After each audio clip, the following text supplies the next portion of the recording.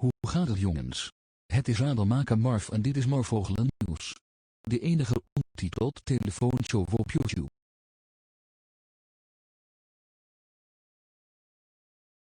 What the hell is going on here, Adam? You're not speaking English. 元気ですか？それはアダム別名マーフであり、これはマーフーグルニュースです。YouTube でオーバーダビングされた唯一の字幕付きで見ましょう。No, Adam, that's Japanese. Okay, well, I just don't know how to please you anymore, Dex. Either way, we're going to get the show underway, and I appreciate each and every one of you being here. We will get back to your news after this. After this. After this. We'll be right back.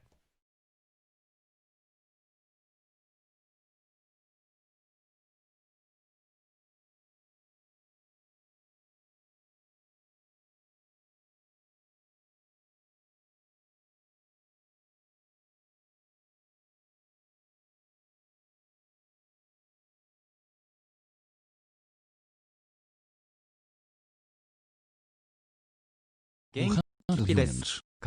Het is radelmaker Marf en dit is Marfoogle. De enige onder... We have no idea what just happened. I don't know if it was the platform messing with us or what, but we are back. Dex, are you there? That was wild. It was something out of a sci-fi movie.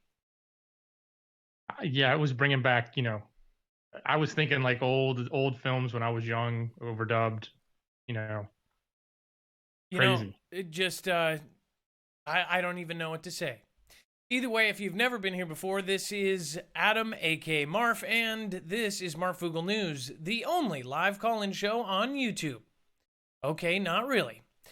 We have tons of great news today, tons of things to talk about, and then tons of calls to get.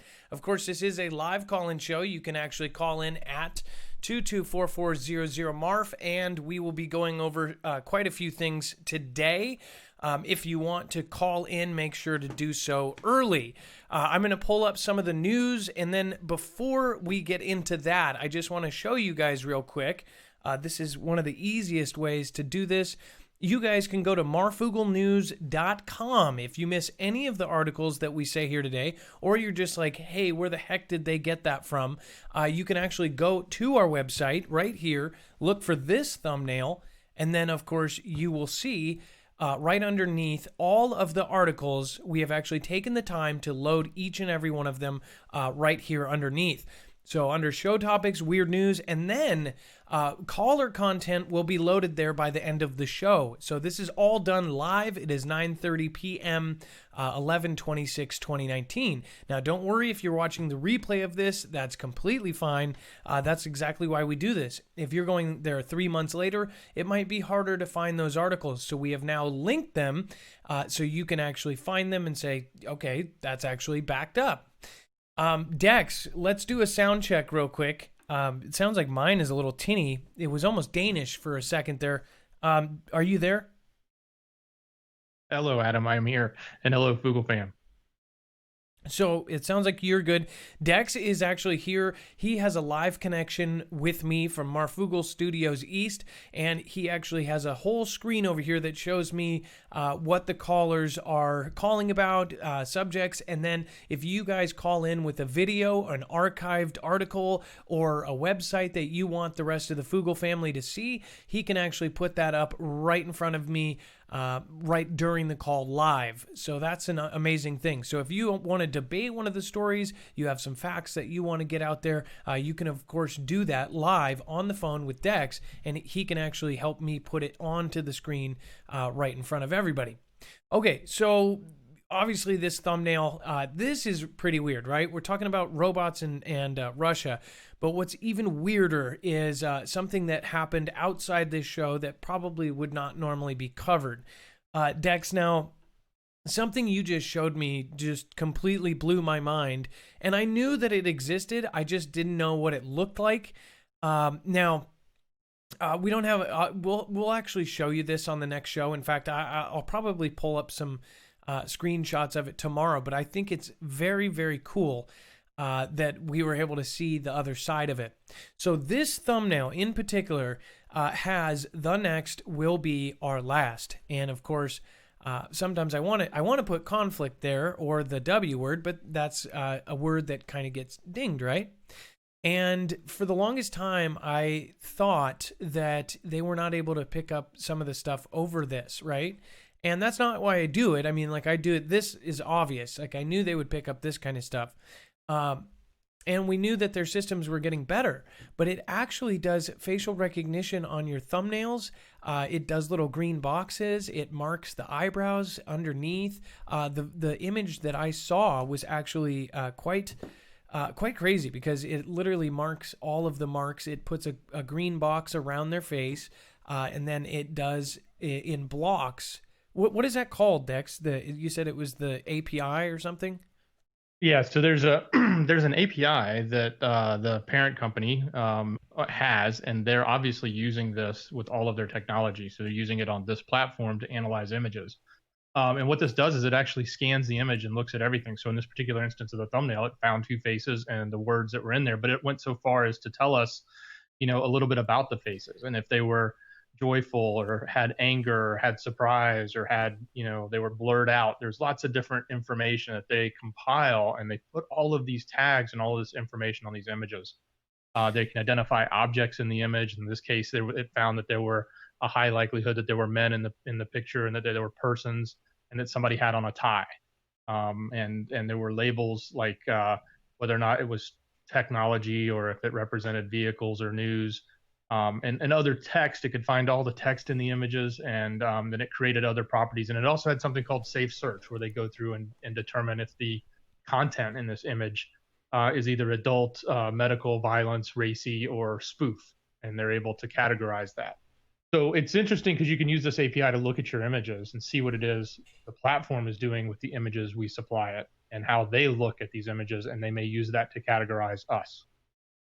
And it actually kind of blew me away. It obviously did not have a lot on the joy meter.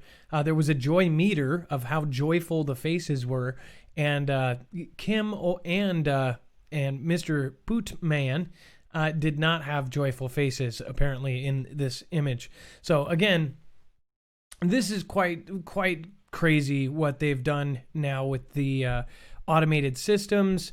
It kind of reminds me of what we're exactly talking about with this thumbnail. But again, they have been really good to us, and I think that's because we have tried so hard to keep this a very, very clean show. Now this whole subject of commercially viable is coming into question. And, last year I saw this coming. I called it. In fact, if you go back to some of my smaller streams, with even 100 people watching, I said there's going to be something in the future where if you're not commercially viable, it's going to go downhill for you. So I started doing more commercial things so we could continue to grow. And, one of the main purposes of this is offline. We have people meeting in state-to-state groups, and they're actually talking about preparatory measures for, natural disasters and things like that. One of my main focuses is Cascadia Subduction Zone. Another one is I've done training on, active situations as far as like where to go, how to exit, things like that. We've done things like that. So we have a lot of different people meeting up outside this channel. So if you're newer here and you've just been watching for like a month or two, we do have a purpose, and it's grown and grown and grown to over 11,000 people in our Discord meeting in state-by-state groups. And if your question is, do we have a state, does Virginia have a state group and blah, blah, blah. Yes, almost all 50 states have a different section in Discord. Not all of them are being utilized as some of the others. California has multiple groups that meet. Some of them meet once a week, some of them meet once a month. Washington has six zones. California has multiple zones. Florida has multiple zones. So again, be that person that starts that group. If you are in a podunk town or something, be the person who starts it, because I guarantee you start it, people will come. All right, so we're going to get into the news here. And again, all of this is backed up by articles on our website, marfooglenews.com. And we, of course, have Dex here to help us with some of the tech-related issues and some of the other, strengths that he has as well. Now, it says that the White House lockdown possibly caused by birds on radar. No airspace violation per NORAD. Now, Dex, are you saying that birds possibly actually caused an entire lockdown of the White House? Is that what it's saying? Yeah, something happened that caused a lockdown, and they thought something was in the airspace. And of course, now we're getting we had confirmation that NORAD said, hey, nothing was in the airspace. There was no violation. But maybe they're literally thinking that a flock of birds was flying, and it caused a lockdown. Wow, that's like kind of crazy for a false positive, right?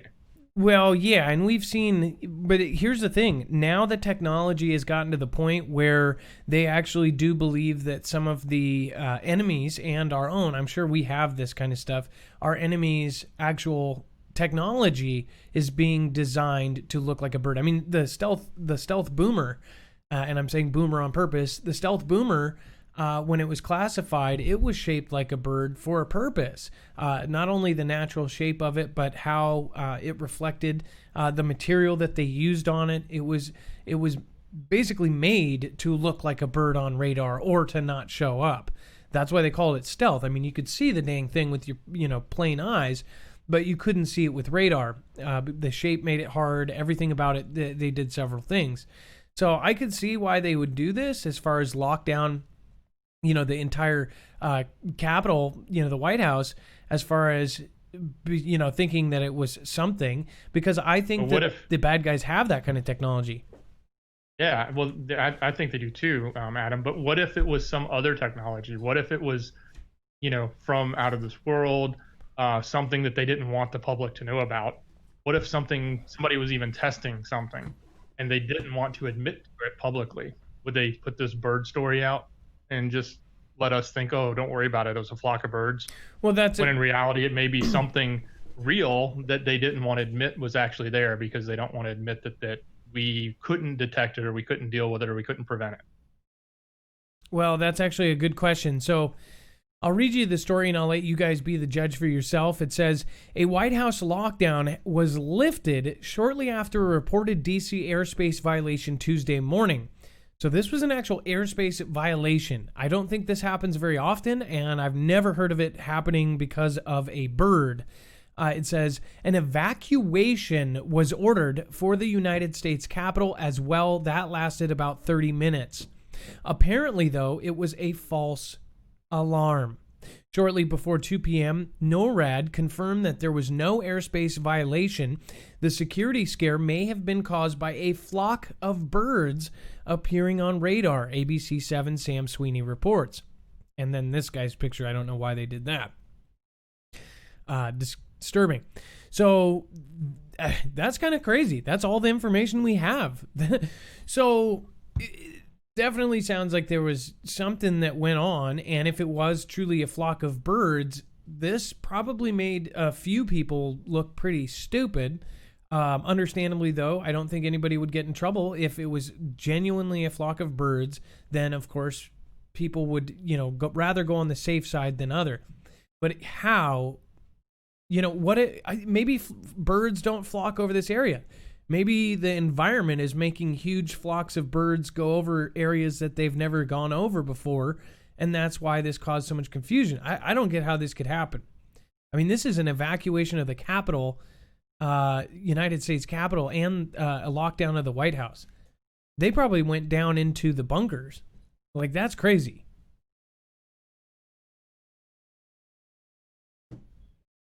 And, of course, that's where you just sit there quiet. Either way, it's crazy, Adam. Let me know where you guys are on this one. I would love to hear your opinion. Let me know down in the comments below or in the chat so it pops up right here. All right, let's get to the next one. I honestly think I'm going to dig into that because, that just sounds super, super weird. I bet you if somebody like Scoot or one of the other people in our group that is really good at looking at all of the air traffic, I bet you there's some weird stuff up there. So, maybe you guys should go look into that. All right. It says U.S. Riz Arabia, and sorry I have to say it like this, will be destroyed if they cross Ryan's red lines, according to IRGC chief. Now, let me get down to this. It says, last month, commander of the Riz Ramek Revolutionary Guard Corps of the IRGC Navy warned of bitter fate, and that was a quote, bitter fate for those who breach Ryan's borders amid the ongoing political standoff with the U.S. Now, I'm just going to break this down. You guys can, is full of letters and names and things I'm not supposed to say. I just like the Hussein Salami. I am a insane salami, I think is forwards and backwards the same. Essentially, they're drawing a red line here, and that is always important to get out there, and I hope that we do communicate that there are some of these things that you need to keep track on. You don't need to worry about. You don't need to be watching with, your eyes glued open, but this is a red line. Dex, wouldn't you say that this is important to know about but not stress about? Well, it is. And it comes hot on the heels of the general coming out and saying, like the day before this comment came, he said there will be, and they're expecting something from Ryan. And then boom, we turn around and Ryan says, hey, we're putting a line in the sand. Come on, cross it and you're all done. Now, they've said this, they've said this type of rhetoric before, but we keep seeing it going back and forth, and we've seen it now literally in reaction to a statement from one of our generals. So well, that's kind of it's worthy of paying attention to. And we called it last week. I specifically said that this exact scenario would happen if you go back 7 or 8 shows ago. I said exactly this. I don't know if you remember that, Dex. We were talking about the exact thing about drawing a red line, and yep, they drew away. All right, so with all the stress and everything that's going on in the world, it's pretty crazy to see what all is going on as far as the military and everything that's happening. It says, report warns Chinese long-range anti-ship missile outclasses the U.S. Navy radars. Now, this is, of course, did you like the source of this news, by the way, Dex? Did you see that? It's out of Sputnik News. Exactly. Well, we have to look from all angles to understand what's being said around the world. But yes, I did. Exactly. So essentially the Russian media is saying that Chinese long-range anti-ship missiles outclass our Navy radars. So basically that means it's the Boxer with the longer reach. I guess that would be a way to put it. It says in naval warfare, awareness and range are key. Fleets are by their nature projections of power that contest a given area of the sea, and their commanders must be aware of everything that comes into and goes out of that zone. A new report by the conservative Hudson Institute think tank warns that the U.S. Navy doesn't have the intelligence, surveillance, and reconnaissance assets to provide the information U.S. fleets commanders need in today's oceanic battlefields, much less in the expanded naval ops envisioned by the T-Man Commander-in-Chief administration. Now, just to get through this, I just want to say I have made my opinion publicly clear that, we are a culture. In fact, a lot of us totally say, basically underestimate China and Russia to a fault. I think my opinion is it's just better to be safe to overestimate than to underestimate, and I think that's what people do. They think, oh, they've got cheap technology, their stuff is crap, they've got, buckets of junk for jets and everything else. We are now to the level in technology, and I've said this before, where all of these parties, all of these different countries, including some of the lower end third world countries, are developing quantum computers. Once you get to quantum level, then you are solving problems that, it would take years to solve with a normal person, doing them. You've got things that you can actually get done extremely fast. Mathematics, you can put in a formula and it will actually create a new one. I mean, we're talking about AI and quantum computing are actually creating. Now they're actually not only writing books with AI, they're writing all sorts of songs. I mean, like, they can actually take 3 or 4 words, and we covered this last year, out of the first 4 words of a book, and essentially that AI will take the context and everything and write an entire book out of just that first 4 lines and turn it into a book like the original book was. I mean, it's mind-blowing to see what they are actually doing with this technology, and it's actually scary. And when you see all of the highest up, people in the world saying that they're afraid of this thing, that is something to pay attention to. Now, with China and Russia, they could have quantity over quality. They could have much higher numbers than us. But again, you don't have to have the smartest technology scientists at all anymore. All you need is the best hacker. It's like we can come up with the most untouchable design, but if China can hack into it and get that exact design and blueprint it out spec for spec, they do have the money to build with the same materials that we do. Now, some people say that even if they had the same materials, same blueprints, same everything, that theirs wouldn't be as good. I think that that's an underestimation. They have spent, decades and decades and decades. I don't even know how long that China has been a manufacturing company, but they've manufactured almost everything we use in the United States. Like, all of these things are imported from China. So they have the machinery, they have the know-how now that they're at quantum level. I mean, they have all sorts of things that make them a serious threat. And people are just, they want to go back to the days where it's just like, oh, they're crap. They have nothing, this and that. I don't think it's like that anymore. And, high up military people in our group, high up military that I've spoke to, they have the same to say. We might be number one, but who knows how long that will last. And then again, don't underestimate your enemy. I mean, it's one of the oldest, lessons in the book. It says Russia is readying for robot conflicts. And I can't say that W word, but this is a big deal because they are actually putting money into planning and devising these things that are going to go down. These are going to happen, and like I've said many times, that the next one will be bonkers because of technology.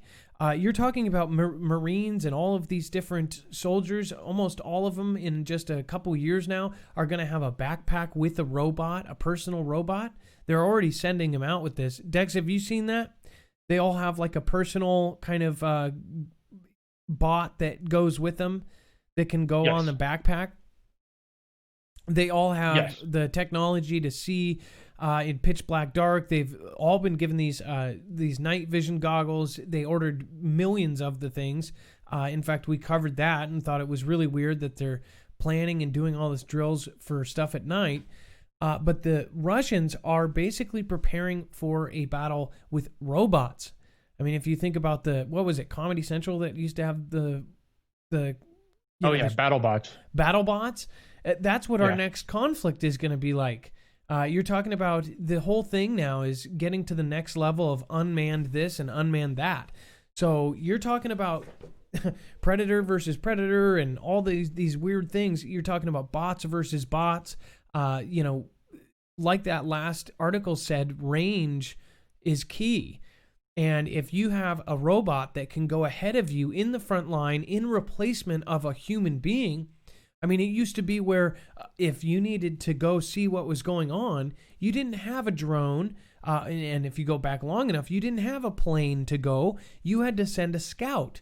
Now they can actually go into houses. In fact, in the Middle E, they've practiced in using these things. They've got gun bots. They've basically got Jack in the Box 50 millimeters. I mean, they've got all sorts of things now. And then DARPA has been designing these dogs, which I think everybody has seen, but now they are apparently arming these dogs. Imagine that. It says the Russian armed forces continue preparations for future conflicts involving large quantities of unmanned aerial and ground vehicles, as well as other robotized platforms.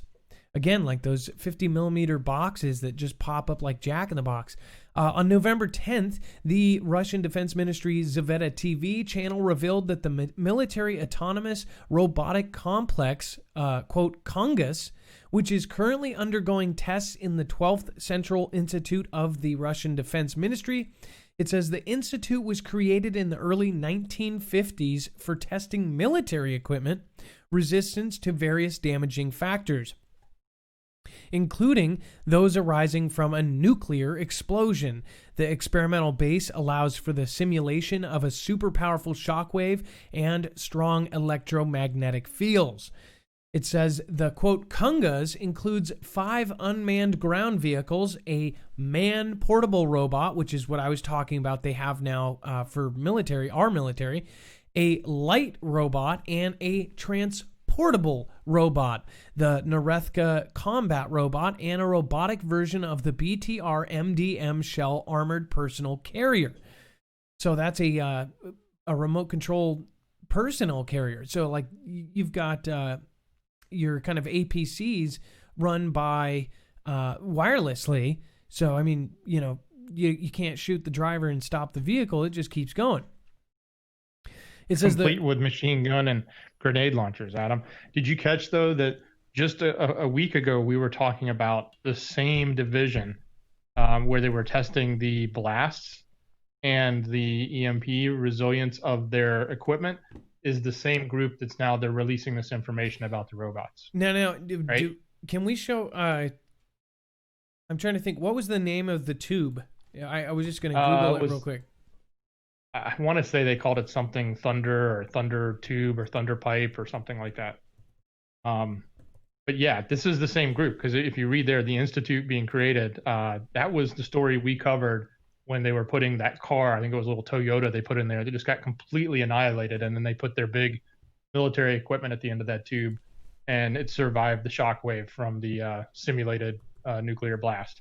The same group, that information was being leaked. We had never before seen that. We had never before understood that, what kind of testing they did, and now it's the same group here, and we're getting more insight into their robotics and what they're doing. And if you guys saw it, so this is the same thing. Now they are fully preparing for electromagnetic pulse attacks and nuclear. And this is just 1 week after we showed what he's talking about. And I don't know if you guys remember, but it was a huge concrete tube that was steel and concrete reinforced. They blow something up at the end of it. I was trying to see if I could find something. They blow something up at the end of it. It sends that shockwave, and we showed you there was the like you said, the little Toyota just crumpled like it was almost in a compactor, and it just crumpled just by this blast of air and the shockwave from it. But they've also been doing electromagnetic tests, trying to blast it. Then they showed one of their tanks, it looked like one of those trucks, just a regular truck. The thing was unfazed. It basically kind of bumped like it was a 2.0 earthquake or something. It just kind of wiggled. And that is what they're heavily preparing for. And now, just forget that. Let's see here. Now they are readying with these robots. And the same thing. They are trying to make them EMP proof. They're basically doing something huge, and they're doing some of the biggest drills they've ever done. And now I guarantee you in the next month to a month and a half, you're going to hear about their announcement of the largest Russian drill ever in history. It says the Russian military did not provide extensive details on the project. However, data from open sources and released videos allows us to get a general look at the Kongus complex of robots. Included robots are as follows, and then it goes through. This is a very, by the way, I'll just pull one of these out. The combat robot Narethka, a combat module in various options. Sorry about that. In various options, check this out, is equipped with a 300-round cord 12.7 millimeter machine gun or a Kalashnikov 7.62 millimeter tank machine gun. Additionally, the module can be equipped with 90-round automatic grenade launcher. In addition to these weapons, the combat robot can carry 500 kilograms of ammunition and equipment. Now imagine you go up to this thing, it's got facial recognition, and it's got the same software. It will be able to know what uniform you have on. So it will know that's a U.S. military uniform. It will go for straight the kill area. Bam, bam. I mean, you're talking about lethal accuracy. You won't have a chance. As a human being, if you are going up against one of these robots, and this is a combat robot, they have essentially this whole line all the way up to an actual vehicle that carries folks. No one will be exposed. There used to be a gunner on the top of the thing. You shoot the gunner, then he falls down and somebody replaces him. Somebody replaces that guy in the gunner seat. That is a thing of the past. Now it's going to be controlled by a video game controller somewhere else. So I just can't imagine what our next conflict is going to be like. And people don't think that there's going to be a conflict, that then they're crazy. It's going to happen. Something is going to fall through, and we are eventually going to have it. It's not something to be scared of. It's something just to realize that it's a part of life. It's going to happen. Are you going to give yourself up, or are you going to wait? If there was a draft, would you go? Would you hide? I mean, like, this is something that we got to think about. The last conflict was a long time ago as far as, how everybody's working together. They would need one of these to, all of you guys talk about the one world order. To have that, we would need another conflict. So the people that believe in the NWO or whatever, but don't believe that there's not some sort of conflict before that, I don't think you can have one without the other. If you disagree, please call in at 224-400-MARF. But otherwise, I mean, you guys get what I'm saying. What I'm saying about that is, people always think that the next conflict is going to be the world ender. If they don't use nuclear weapons of any kind, then it doesn't necessarily have to be.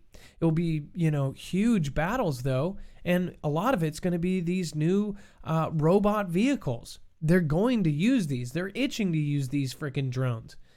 It's just, it depends. That thunder tube's in the screener if you want to see it. Oh, okay, perfect. So I want to show you guys this because it's honestly pretty crazy what it does. So let me show you. Bam, bam. I'll just pull it up right here. Yeah, and this is the same location that the robotic research is happening from, that this resilience to both electromagnetic pulse and nuclear blasts are coming from, on Russia's side. So it's crazy.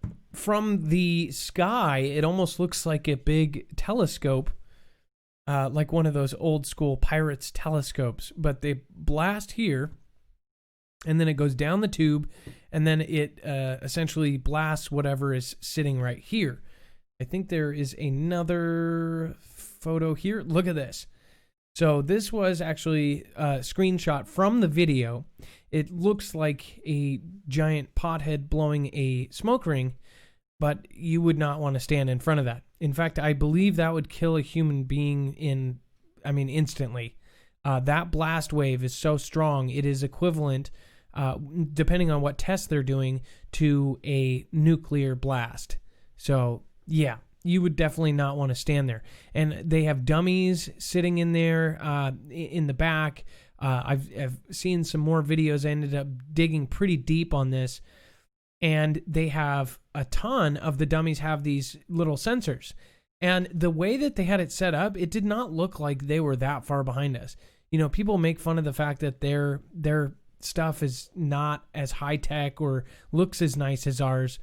They're getting a lot of stuff done for cheaper. I almost think that, we spend $5 billion to make things shiny. they've got 10 of them doing 10 different tests other places when we spend all that money on one really nice looking test area. Again, Adam, you and I watched this video, and that when they played that video, this exact tube completely annihilated a car, flattened it down like a pancake. Yet this big vehicle here maybe moved 6 inches and nothing was destroyed on it. Yeah. So this is no joke. We're doing the same thing too. Our pipe, or the things that we use, we have multiple of them. I forget the name for it. Gosh, trying to think of either way. If you look it up through this article, and this article is actually connected to the previous episode. In fact, that picture is on the thumbnail.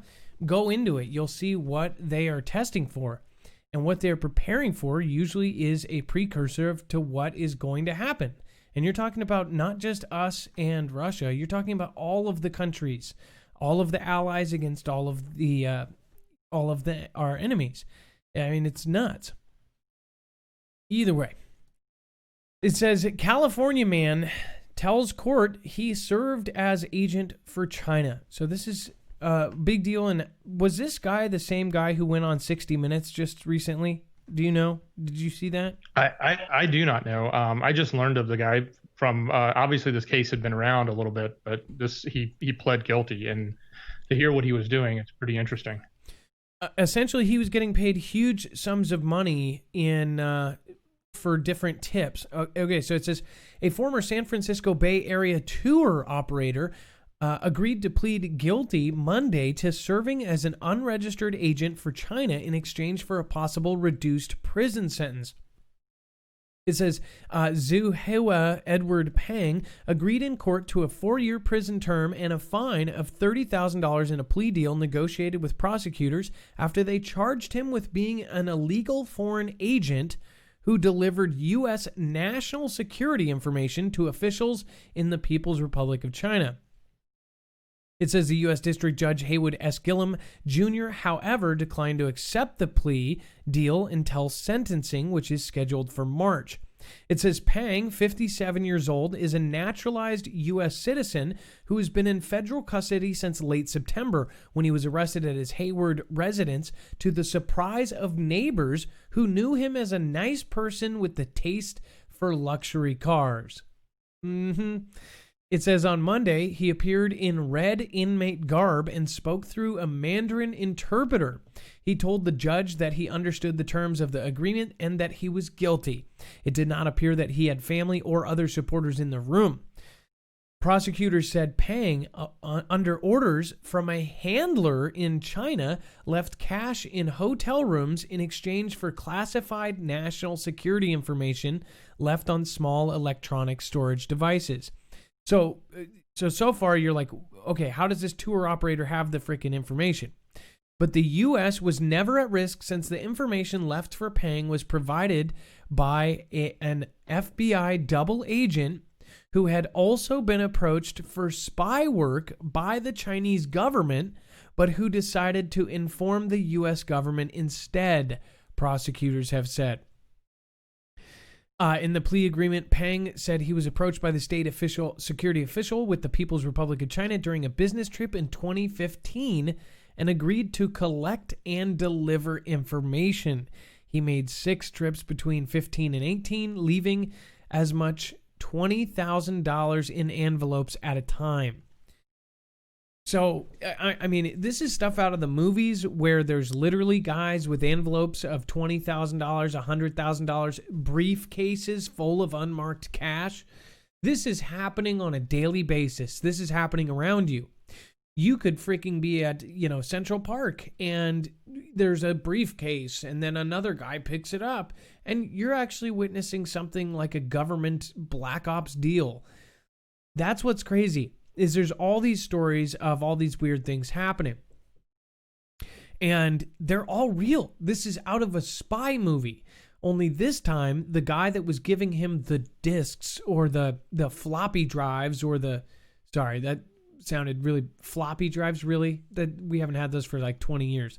Probably USB drives. USBs or, kids don't even know what CDs are anymore. Essentially, these are spies in modern day all around us, and we have no idea what's, you have no idea who you're next to. These people saw, a Chinese guy with beautiful exotic cars, and, just a nice guy with a taste for luxury cars. Okay. The guy was freaking making bank doing all these weird, exchanges. So pretty crazy. You would think too, if that guy was cashing all that money, if he was getting all that money, he's probably hid some, and he only goes to jail for, 3 or 4 years or something, comes right out, has all that cash to show for it. Or he could pay his $250,000 fine. Well, he only, here's the other thing to think about. He only did 6 trips with the double agent, right? That's not as much money as you would think. That's like what, $120,000 if the envelopes were the amount they said. So how many other trips did he do with people that weren't double agents? Of course, he won't be doing any more. This guy could have been delivering a whole lot of packages to a lot of people. I see. That's another thing. They say it was only 6 trips or this or that, and not every one of them was 20,000. I mean, if you got say it was 6 trips at 20,000, that's 120,000. You wouldn't be buying luxury cars. Especially one of the other ones said that he had a Ferrari. That's 100. He wouldn't spend the entire thing on a Ferrari, would he? I mean, he could. I don't know. Yeah, but come on, cost of living in Cali is pretty high. So.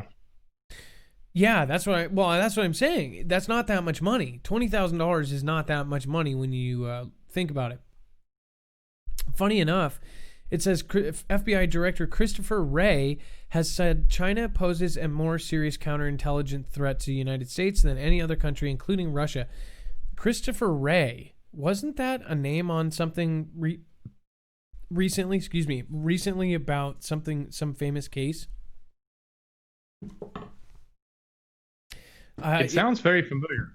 Christopher Wray, FBI. That sounds super, super familiar. Like for whatever reason, the Family Annihilator guy popped up in my head. I know his name was Chris too, but it was I swear, like the FBI agent on that case was Christopher Wray or something. Either way. But in addition to the name, Adam, this is not the first time we keep hearing over and over again. It was Kissinger, it was other people telling us China is a bigger threat than Russia ever is. And we keep hearing this over and seeing it and proving it and seeing it over and over and over again. Well, it's like they're preparing for something ginormous. I mean, look at what they're doing. And look at how they're treating their people. We keep covering stories like they're taking their people and forcibly doing, taking their organs and things. Like this is not a movie. This is real life. This is what's going on over there. It's just nuts. It's almost 2020. I mean, realize that, Dex? We are literally a month away from 2020, the year 2020. It's just nuts to think about. Geez, every story here is filtered. Let's see here. From Ryan to Chile to Sudan, protests take around the world, or they take hold around the world. We have told you over the last year, it's like the entire world has been on fire with these protests, with just unrest in general everywhere, and we're seeing it. Everything is mounting.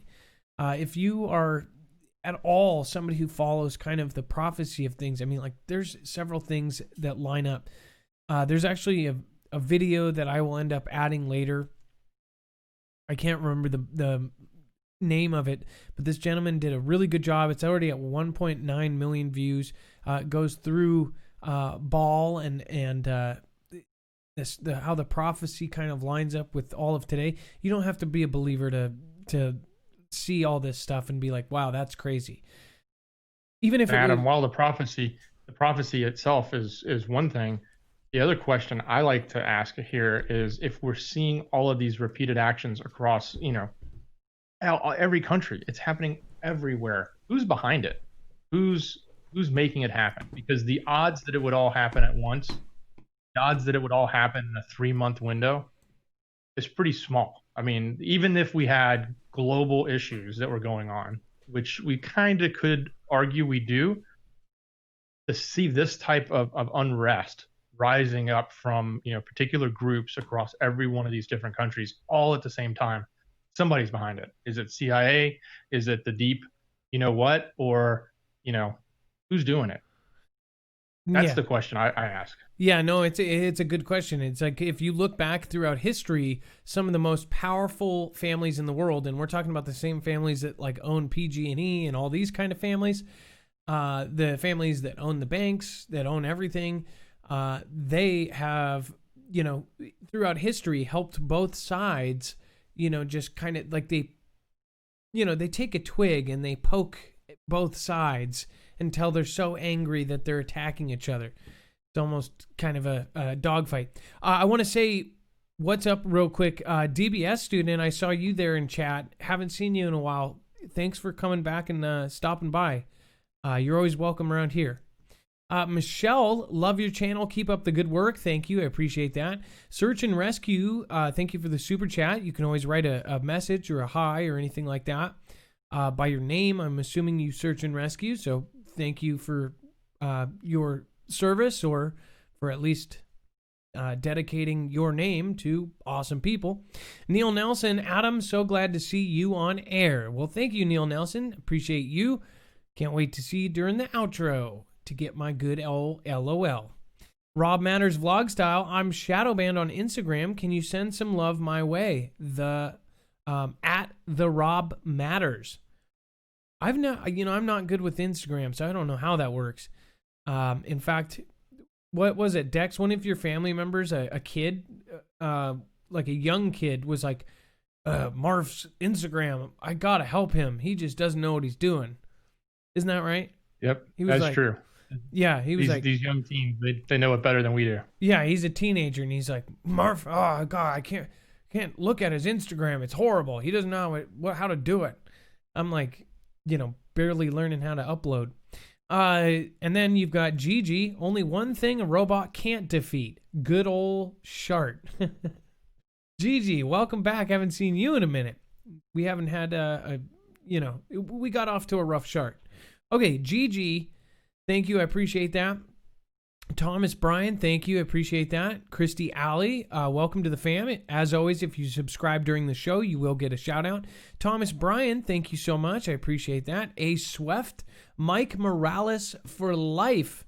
That's awesome. I hope you saw our special together. I'm going to have him, I want to have him on more often. Z-Dub, the Schumann resonance has been blocked at the same time the White House showed something in the air. Is it still there? An energy so thick from ? Did you hear that? The Schumann resonance has been blocked at the same time the White House showed something in the air. That's weird. Z-Dub, we will look into that. Dex, take a note of that. Schumann resonance blocked at the same time. Got it. As that mystery thing in the air above the White House. Andrew Fiola, keep up the great work, or good work. I'm sorry, giving myself too much pat. Final Stage Justice, happy Thanksgiving. Love to you, Dex Mods, and the Foogle family. God bless. Thank you so much, FSJ. A Swift alien emoji. I love it. Joe Tool. Joe Ty says, hello, everyone. Wishing all a safe. Oh, safe. And happy Thanksgiving. Jay Roche, greetings from Aruba Beach down under. Awesome. 36 minutes ago. Z-Dub, pull up the Schumann resonance today. What's going on, Marf? Something major is going down. I can feel it this week. Dano Martinez, hello, fam, Adam and Dex from Salt Lake City, Utah. By the way, if you don't know what I'm doing, every time I screw up a word, I usually make it super obvious so we can just all laugh at me. Jody Akers finally got to alive and able to say howdy, and it's my birthday. Happy birthday, Jody Akers. Okay, I'm done. Jesus is coming, says, Jesus is coming. Screen name says it all. Comment says it all. Linda Sloat, thank you so much. Rob Matters Vlog Style, great show tonight. Tanya Vroman, happy Thanksgiving. What's everyone grateful for? Good question. And Paul Fion says, Asteroid 216258-2006. Is this going to be an issue? I will have to look up that asteroid. Is that the one from 2020? The 4-metered one? Don't know. Other than that, during the show, Bob Williams has subscribed. Sarah Isaacson. Let's see. Dax. Somebody's rolling up on you, Dex. Dax Ryan. Thank you. Appreciate that. And Albert Salcido, Rizzy Truth, Jay Crystal, Mature Adventure, MRI The Swamp, John D002 with Patrick, and Anthony Zamora and Uncle Nacky. Thank you guys for joining. Kendo347, thank you for just subscribing now. Jenny Hobson, The Kingsmen Report, and Ganov's the Man. Thank you. All right, now that we're done with all that, let's get back to it. Prepper Ilea, what's a robot's favorite music? Heavy metal. William Domstram, much appreciation. Foogle Fam and Samantha Anderson. Whoa, that's huge. Thank you, Samantha. Not necessarily thank you so much. How did you come up with Marfoogle? That's actually easy. Sort of. I was thinking of different things, and my original channel name was Marfoogle Watutu News. And I was thinking of things that rhymed with oogle, with the G. I don't even like saying their name now. So I could go Google Marfoogle. And essentially that's kind of how it came up. And it stuck with. And then the channel kind of got bigger and bigger. And I didn't do this channel for anybody. I just did it to warn people. And then it just kept getting bigger. And I haven't changed it since. And then people started calling me Marf. And it stuck. So, Cheryl Harlow, thank you for subscribing. And let's get back to it. So I do want to point out, I want to get back to the protests. We are seeing it all over the world, and it is going up and up and up and up, and it's only getting crazier. So this is an obvious pattern. They have many charts. There's, the statisticians, these guys that do statistics, especially even like, I think it was Crowder. Crowder is another guy who does quote statistics a lot. He goes out in public. He does Change My Mind, and he studies all the statistics before he does it, because usually he picks, he's going to know his stuff before he goes out there.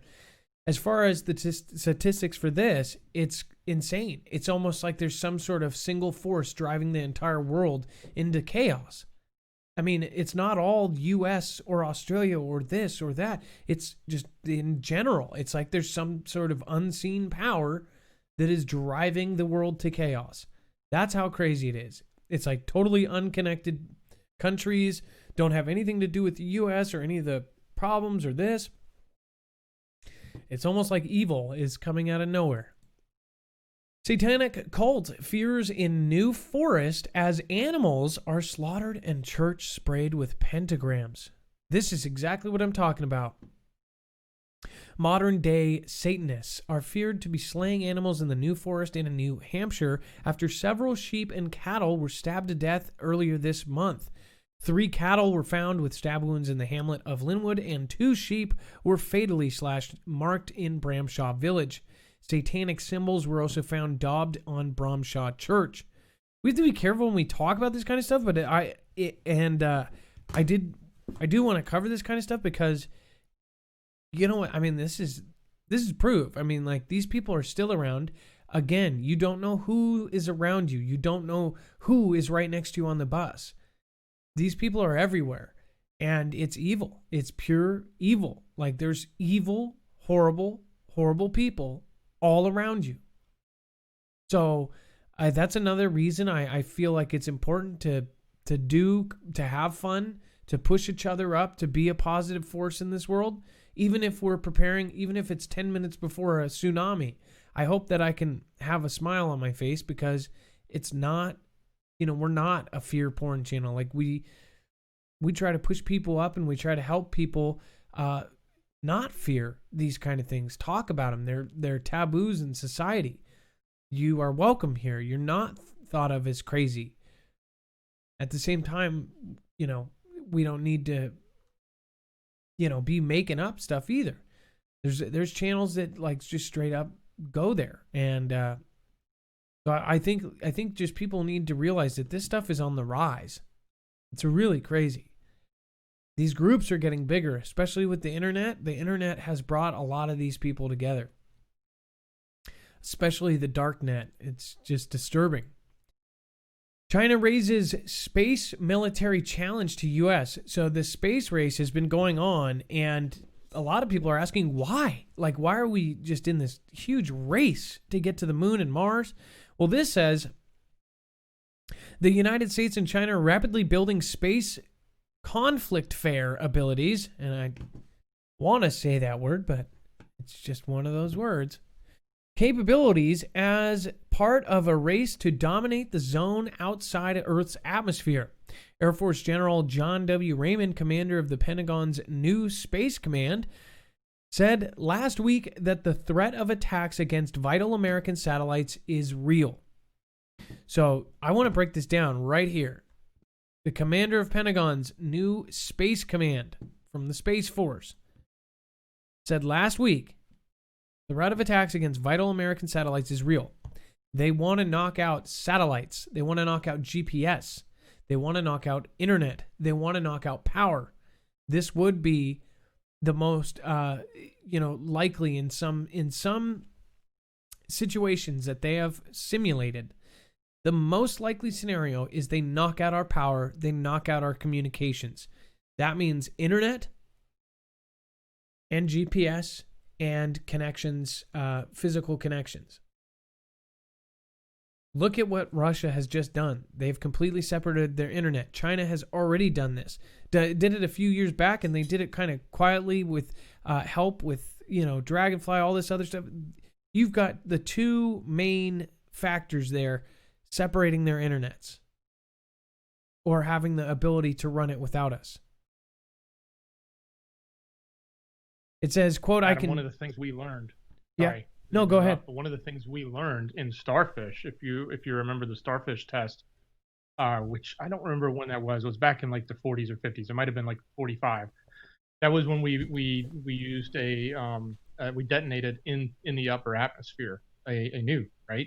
And that was one of the first instances of an EMP where they actually had gotten the results of that EMP blast in all the way as far as Hawaii. But what happened there was it knocked out satellite communication. It knocked out a bunch of satellites. So when we talk about satellite warfare and what they're saying right here, that is one of the absolute, easiest ways to go out and start doing attacks, is even with smaller versions of that, is doing those types of blasts in the upper atmosphere. Now, I mean, we're straight up talking about this is exactly what we have kind of been saying. It says, quote, I can tell you from my perspective, the scope, scale, and complexity of that threat is alive and well and very concerning. I almost want to repeat this. This is why Space Force, part of it was put into place. I don't think how much clearer could he make it. This is Air Force General John W. Raymond, commander of the Pentagon's Space Command. Says, I can tell you from my perspective, the scope, scale, and complexity of that threat, the threat of this, is alive and well and very concerning. They are telling us that things like this are going to happen. We are going to be hit by something big. It's just a matter of time, and they are trying to prepare on how to handle it. They're doing the right thing. It says China's strategy for dominating space was detailed this month in the annual report of the Congressional U.S.-China Economic and Security Review Commission. The commission report warned that China wants to dominate the zone between the Earth and the moon, known as the cislunar space, as part of what the ruling Communist Party of China calls the, quote, space dream. China is planning a permanent base on the moon as part of the dual military and commercial program.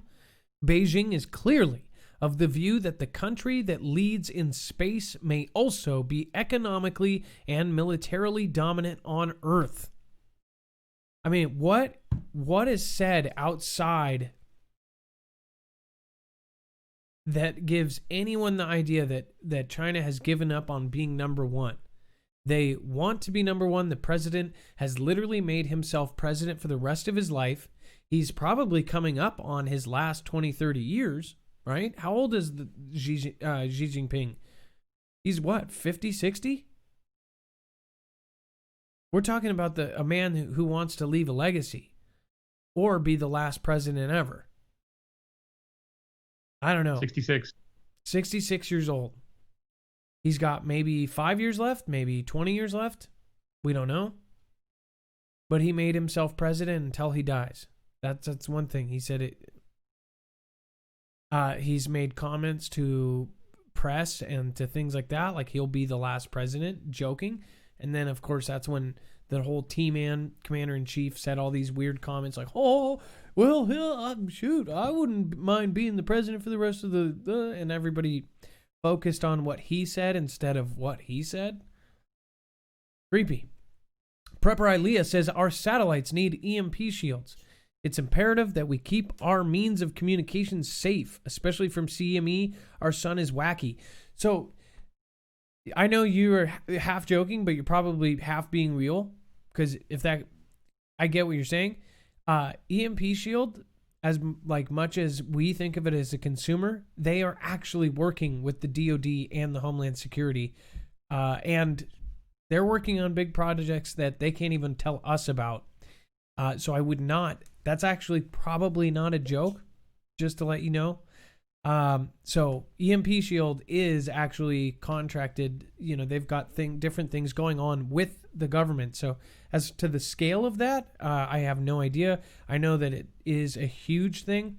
And one thing that we know is EMP Shield, our affiliate, the owner and the owners of the company could live the rest of their life not worrying financially ever again without selling a single consumer product.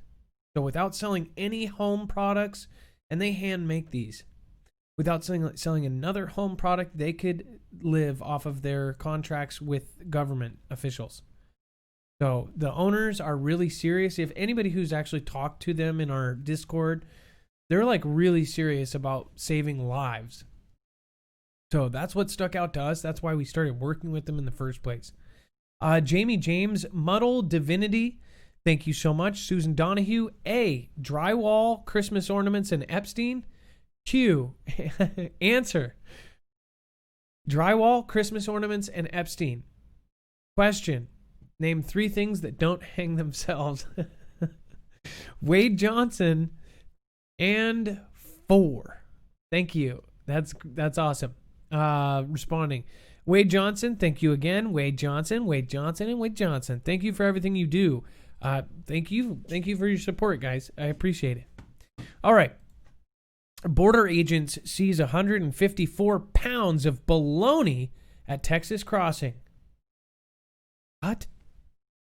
No baloney. U.S. border agents seized more than 150 pounds of bologna from a driver entering the country from Mexico. The U.S. Customs and Border Protection says in a news release that the driver told agents Thursday at an El Paso crossing that he had rolls of frozen turkey ham in his pickup truck. Upon further inspection, though, the agents determined that it was 154 pounds of Mexican bologna, which is made of pork. The agency says the driver was released, but the bologna was seized and destroyed. It says bologna can't be carried across the border because it could introduce foreign animal diseases to the domestic pork industry. So that guy fed the Border Patrol a line of bologna. Sorry, that was really dumb. But seriously, though, like, wow. Billion-dollar art heist thieves cut alarms with fire at Dresden's Green Vault Palace. Like, this is straight out of a movie. This is like Ocean's 11 type stuff. Like, crazy heist. Billion-dollar art heist. Thieves cut alarms with fire at Dresden's Green Vault Palace. It says thieves appear to have pulled off the biggest art heist in decades after they broke into one of Europe's largest collections of treasures and made off with glittering objects valued as much as $1 billion. The daring robbery happened in the early hours of Monday in the German city of Dresden. Burglars forced entry to the Green Vault, housed in a former royal palace called the Residenz, which has been the home of the historic collection of diamonds and other jewels for centuries. Hundreds of priceless artifacts have been stripped from the gallery in what police are calling the largest art heist since the Second Conflict, WW2. The thieves who escaped the scene are now on the run, reportedly started a fire in the early hours of Monday that led to a power failure at the palace, disarming the elaborate network of security alarms. German media has reported that the thieves then twisted back iron grill bars on a ground floor window to gain access to the treasury's historic collection. Wow, Dex. Like, that's crazy.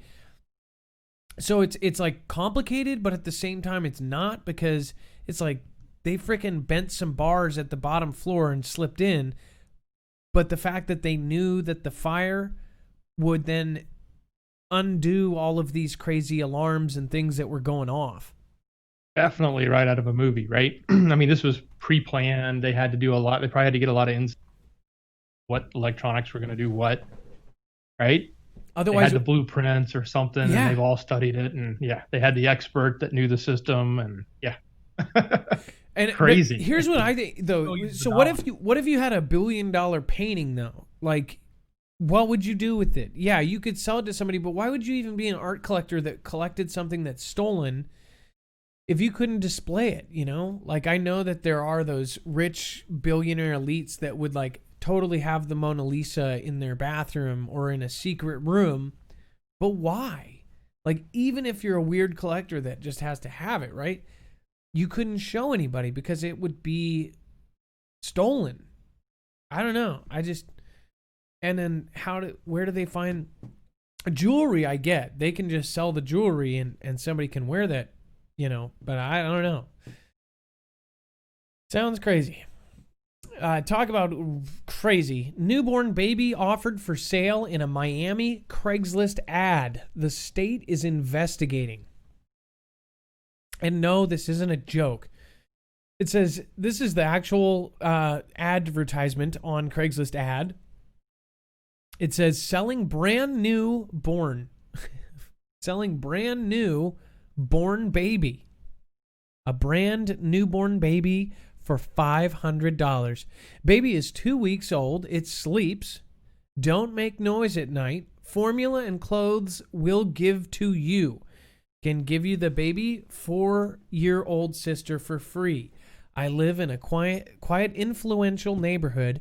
I work for the Department of Children and Families. I don't want to be judged for not wanting these kids. Dude, I mean, this has got to be... And look at make manufacture Tiny Tots. I think it's a joke, but it people are looking at it like it's real. I don't know. I don't believe it, Dex. I think it's on purpose. And then she works for Department of Children and Families. I don't know. Yeah, well, they're investigating it, but yeah, it was an interesting headline ad, let's to say the least. I mean, they didn't even put if it was a girl or a boy. Like, I don't know. I've always wanted a boy, but I probably wouldn't get it like this. That's just weird. I don't want to be judged for not wanting these kids. I would take it for, I would pay $1,000 if that person was real. I would seriously, I would take it. How could you not want your baby? That's what I don't get. Dex, you have multiple kids, right? What do you have, like 8 kids or something? Like, aren't you like No, I have 4. There's 4 in our family. I thought, aren't you and Sean Kemp like buds? Like you have like 18 kids or something? Oh no, I wouldn't have any hair left. Oh, was that a jab? Because if I have any more, I'm definitely going way back. Yeah. All right. Well, if you guys, so make sure to call in at 224-400-MARF. We're going to get the phones open. If you guys want to support us and protect yourself, NordVPN is working with us. This is a huge deal. So up to 84% savings on some of their plans just for the Marfoogle family. Go to marfooglenews.com/VPN. If you don't know what a VPN, it's a virtual private network. There's a million different ways that you can actually use this, but really this is to protect yourself or to even put yourself other places. Dex, you're more of a tech guy than me. Can you explain? Yeah, sure, Adam. So two big points on this, and this is why I use a VPN. There's a lot of other benefits you'll get too, but these 2 big ones are the whole idea of protecting your identity and your IP address at your location. So if you're surfing from home and people are sending you links, your open emails, and you're clicking on a link, someone could actually capture your IP address, and that person can turn around and start attacking your network, your home network. They could do things like do a denial of service attack on you, all sorts of things. You don't want to give up your IP address. You're really better off hiding that IP address so that nobody knows what it is. So using a VPN will move you off of your network, and as you interact with the rest of the internet, they will not see your IP address, and that's a good form of protection. It's one layer of many different things you can do to protect yourself. The other thing is if you're in like a coffee shop, or if you're in a tight neighborhood and people can sniff and break into your Wi-Fi router, if they can get on the same network you're on, they will have access to see all the packets that you're sending across the internet and read your traffic. You don't need that person basically looking over your shoulder and snooping on your computer or snooping on the traffic you're sending. So with a VPN, it will secure that connection outside through the Wi-Fi to the location on the VPN servers, and then you can connect to the rest of the internet, and you'll be at least safe from those bad guys that are right around the corner, potentially in the coffee shop, just listening to everything you're doing. Quick question. So when you go to a website and it says, hey, we use cookies, right? It's for your, ease of browsing and whatever else. What those cookies essentially do is they collect information such as, does this person have a card on file and things like that. Now, if somebody got in the middle of that, could they intercept some of that? Could they actually hack and get credit card numbers, things like that? It's usually done by a link. So when somebody sends you a link, or you see a link and you click on it, and it was designed social, they call it social engineering.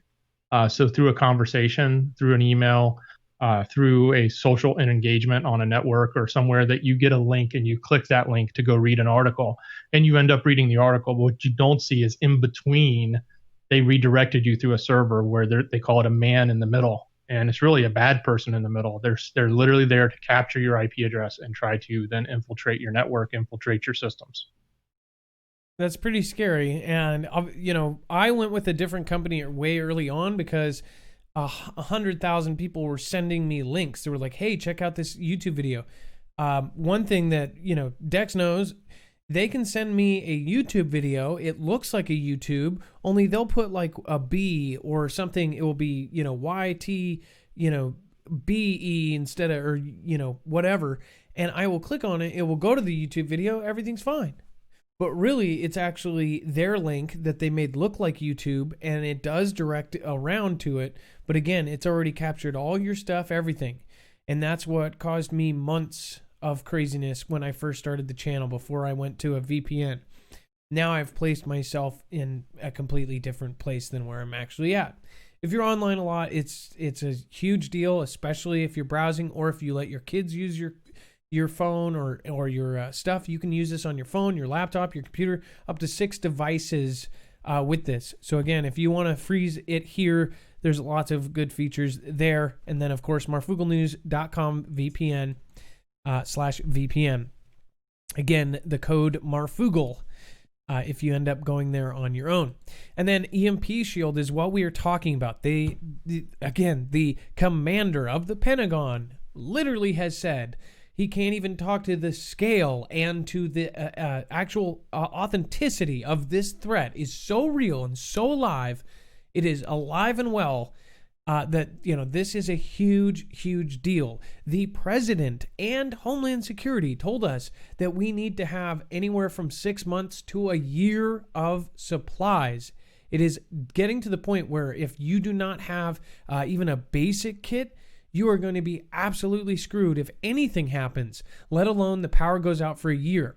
Now, if you have an EMP shield wired up, just for example, to your generator, this will actually protect it. What it does is it grounds the signal before it fries your machinery, your house, your generator, your car, before it gets a chance to do that. It is so fast, it can actually take all phases of an EMP, a E1, E2, E3, and it can protect against CMEs, so coronal mass ejections. Even if we have a natural solar flare that knocks down your whole block, after it's done, you will be able to, boot up your generator, start your car, go to your bug out spot, and get away.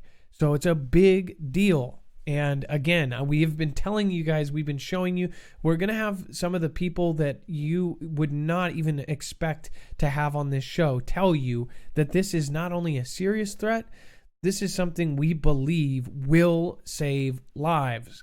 All the people in the world can hate on us for having affiliates, period, for being in this, corner of the internet, truth or this or that or whatever you want to call us.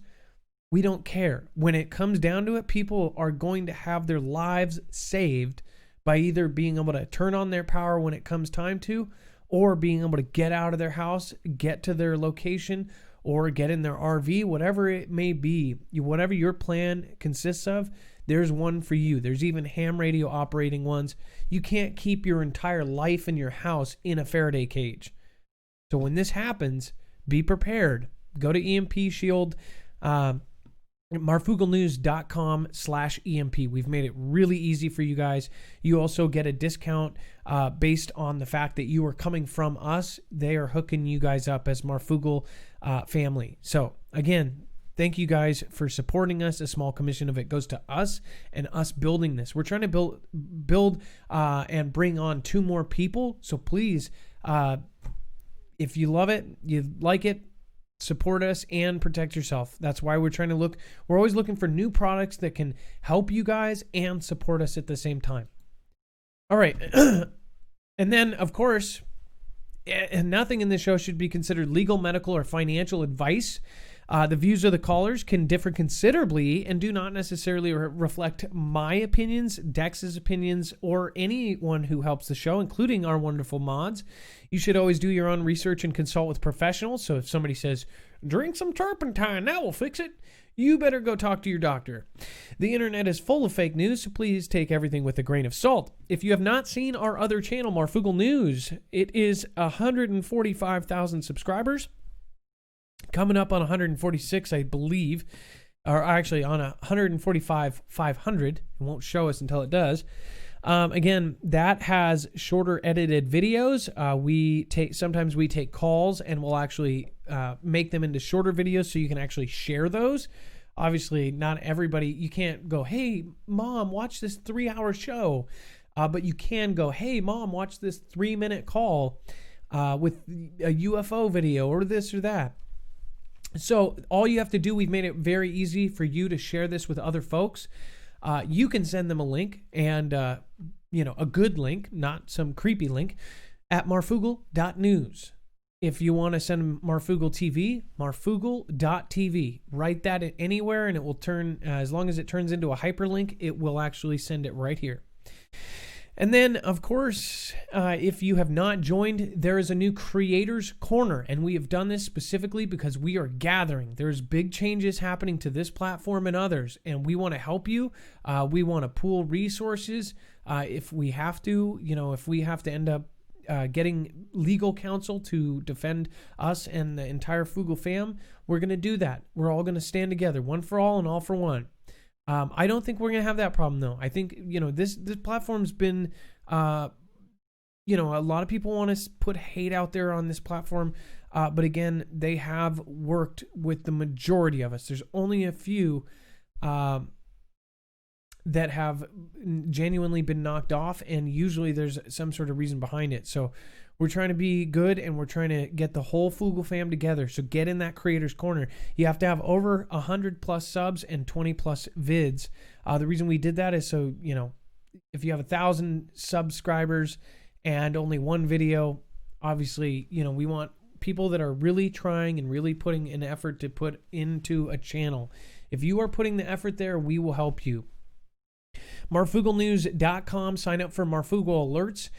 If you have not seen the Earthing movie, it explains our other affiliate, the Ground Therapy. It's an amazing thing. Once you actually do it, you'll be telling your friends and family members and everything else.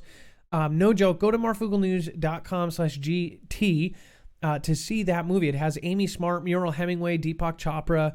It is a big budget film. It's a documentary all about ground therapy. Now, ground therapy is something not only do I believe in, but I fully and 100% believe it has helped my sleep. It is something that is so simple that you would not think of. Again, you just have to check it out. But that mat is what I use. That's the only thing I use of theirs. I did the patches for a while. They're basically you plug into the wall. I just didn't have time. When I slept on this thing, I slept like a baby, and I woke up, and I don't know if you've ever been in a time in your life where you had that natural alarm clock where you woke up a minute before your alarm. That's what happens to me now. That's why my show is fixed. I used to do my shows at 1 o'clock, 2 in the morning, 5 o'clock Eastern. I know some of you are sad because you used to wake up at 6 a.m. on the East Coast and watch my show. But again, that's why it fixed that. MarfoogleNews.com/earthing. And then, of course, if you use the code MH, you will get free shipping.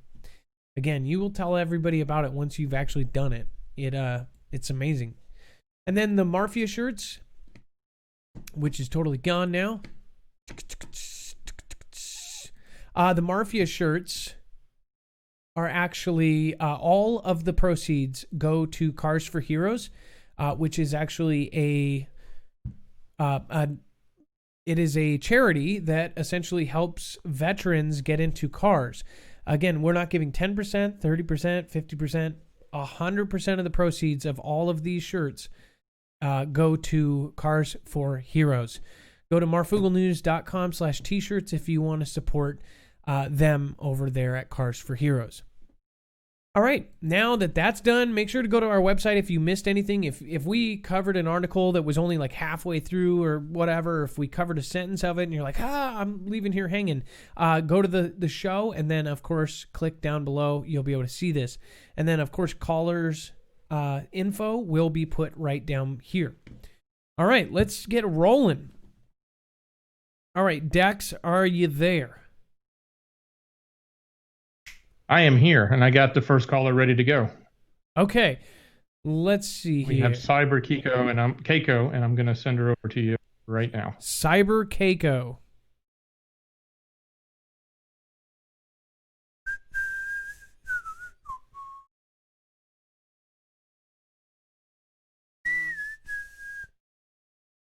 Cyber Keiko, are you there? Yes, I am. All right, let me. Hi, how you doing? Good. Let me turn you up a little bit. Okay, perfect. So today, looks like you actually wanted to talk. Oh my gosh. Okay, I saw this. Did you see my tweet about this? About the subject you're calling in about? Looks like it's reconnecting.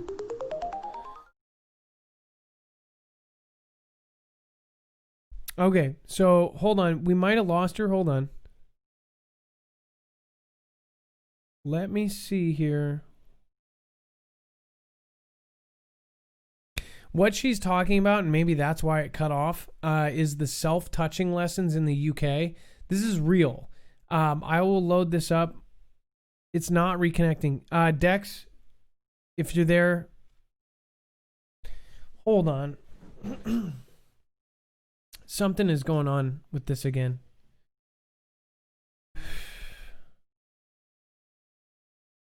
I don't know if I'm going to take the next call.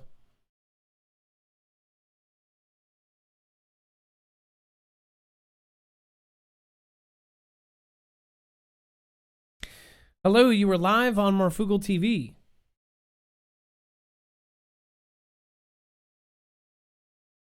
Okay, so we're having some issues here. Hold on.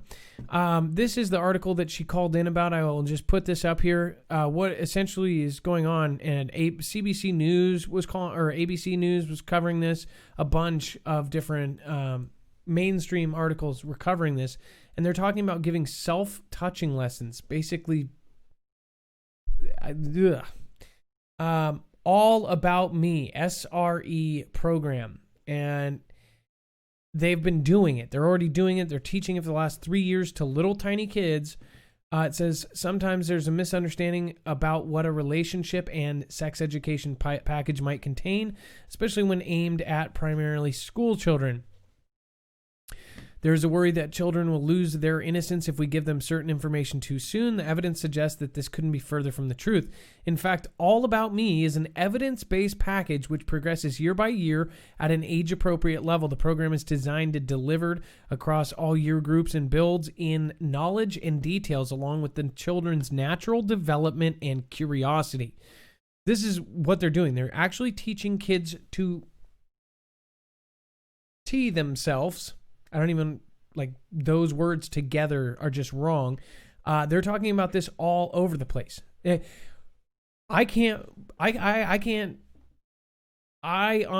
honestly, like, trying to find words for what the hell is going on in our entire world. Like, this is something that is a big thing. If you have not heard about this, everybody's talking about it.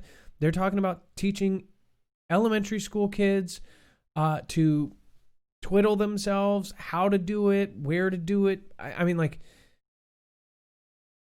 it is just so incredibly wrong. I just don't understand why we're okay with all these weird things, and I don't even want to say what I think because I'll probably get shot. I mean, like, I think that this all comes from one character, one group of people. All right. Hello, you were live on Marfoogle TV. Hi, Adam. It's Cyber Keiko. Sorry about that. I don't know what happened. So I've got the website going, and this isn't just in UK. This is all over that they're talking about this. Yeah, they are. The specific article that I keep seeing going on over and over again, it seems to be for the Westminster School District over there in the United Kingdom. But yeah, it's being spread over. I saw an article. Actually, I saw a brochure. If you go to the PDF, that's down below. There's 2 PDFs. One of them is the outline per week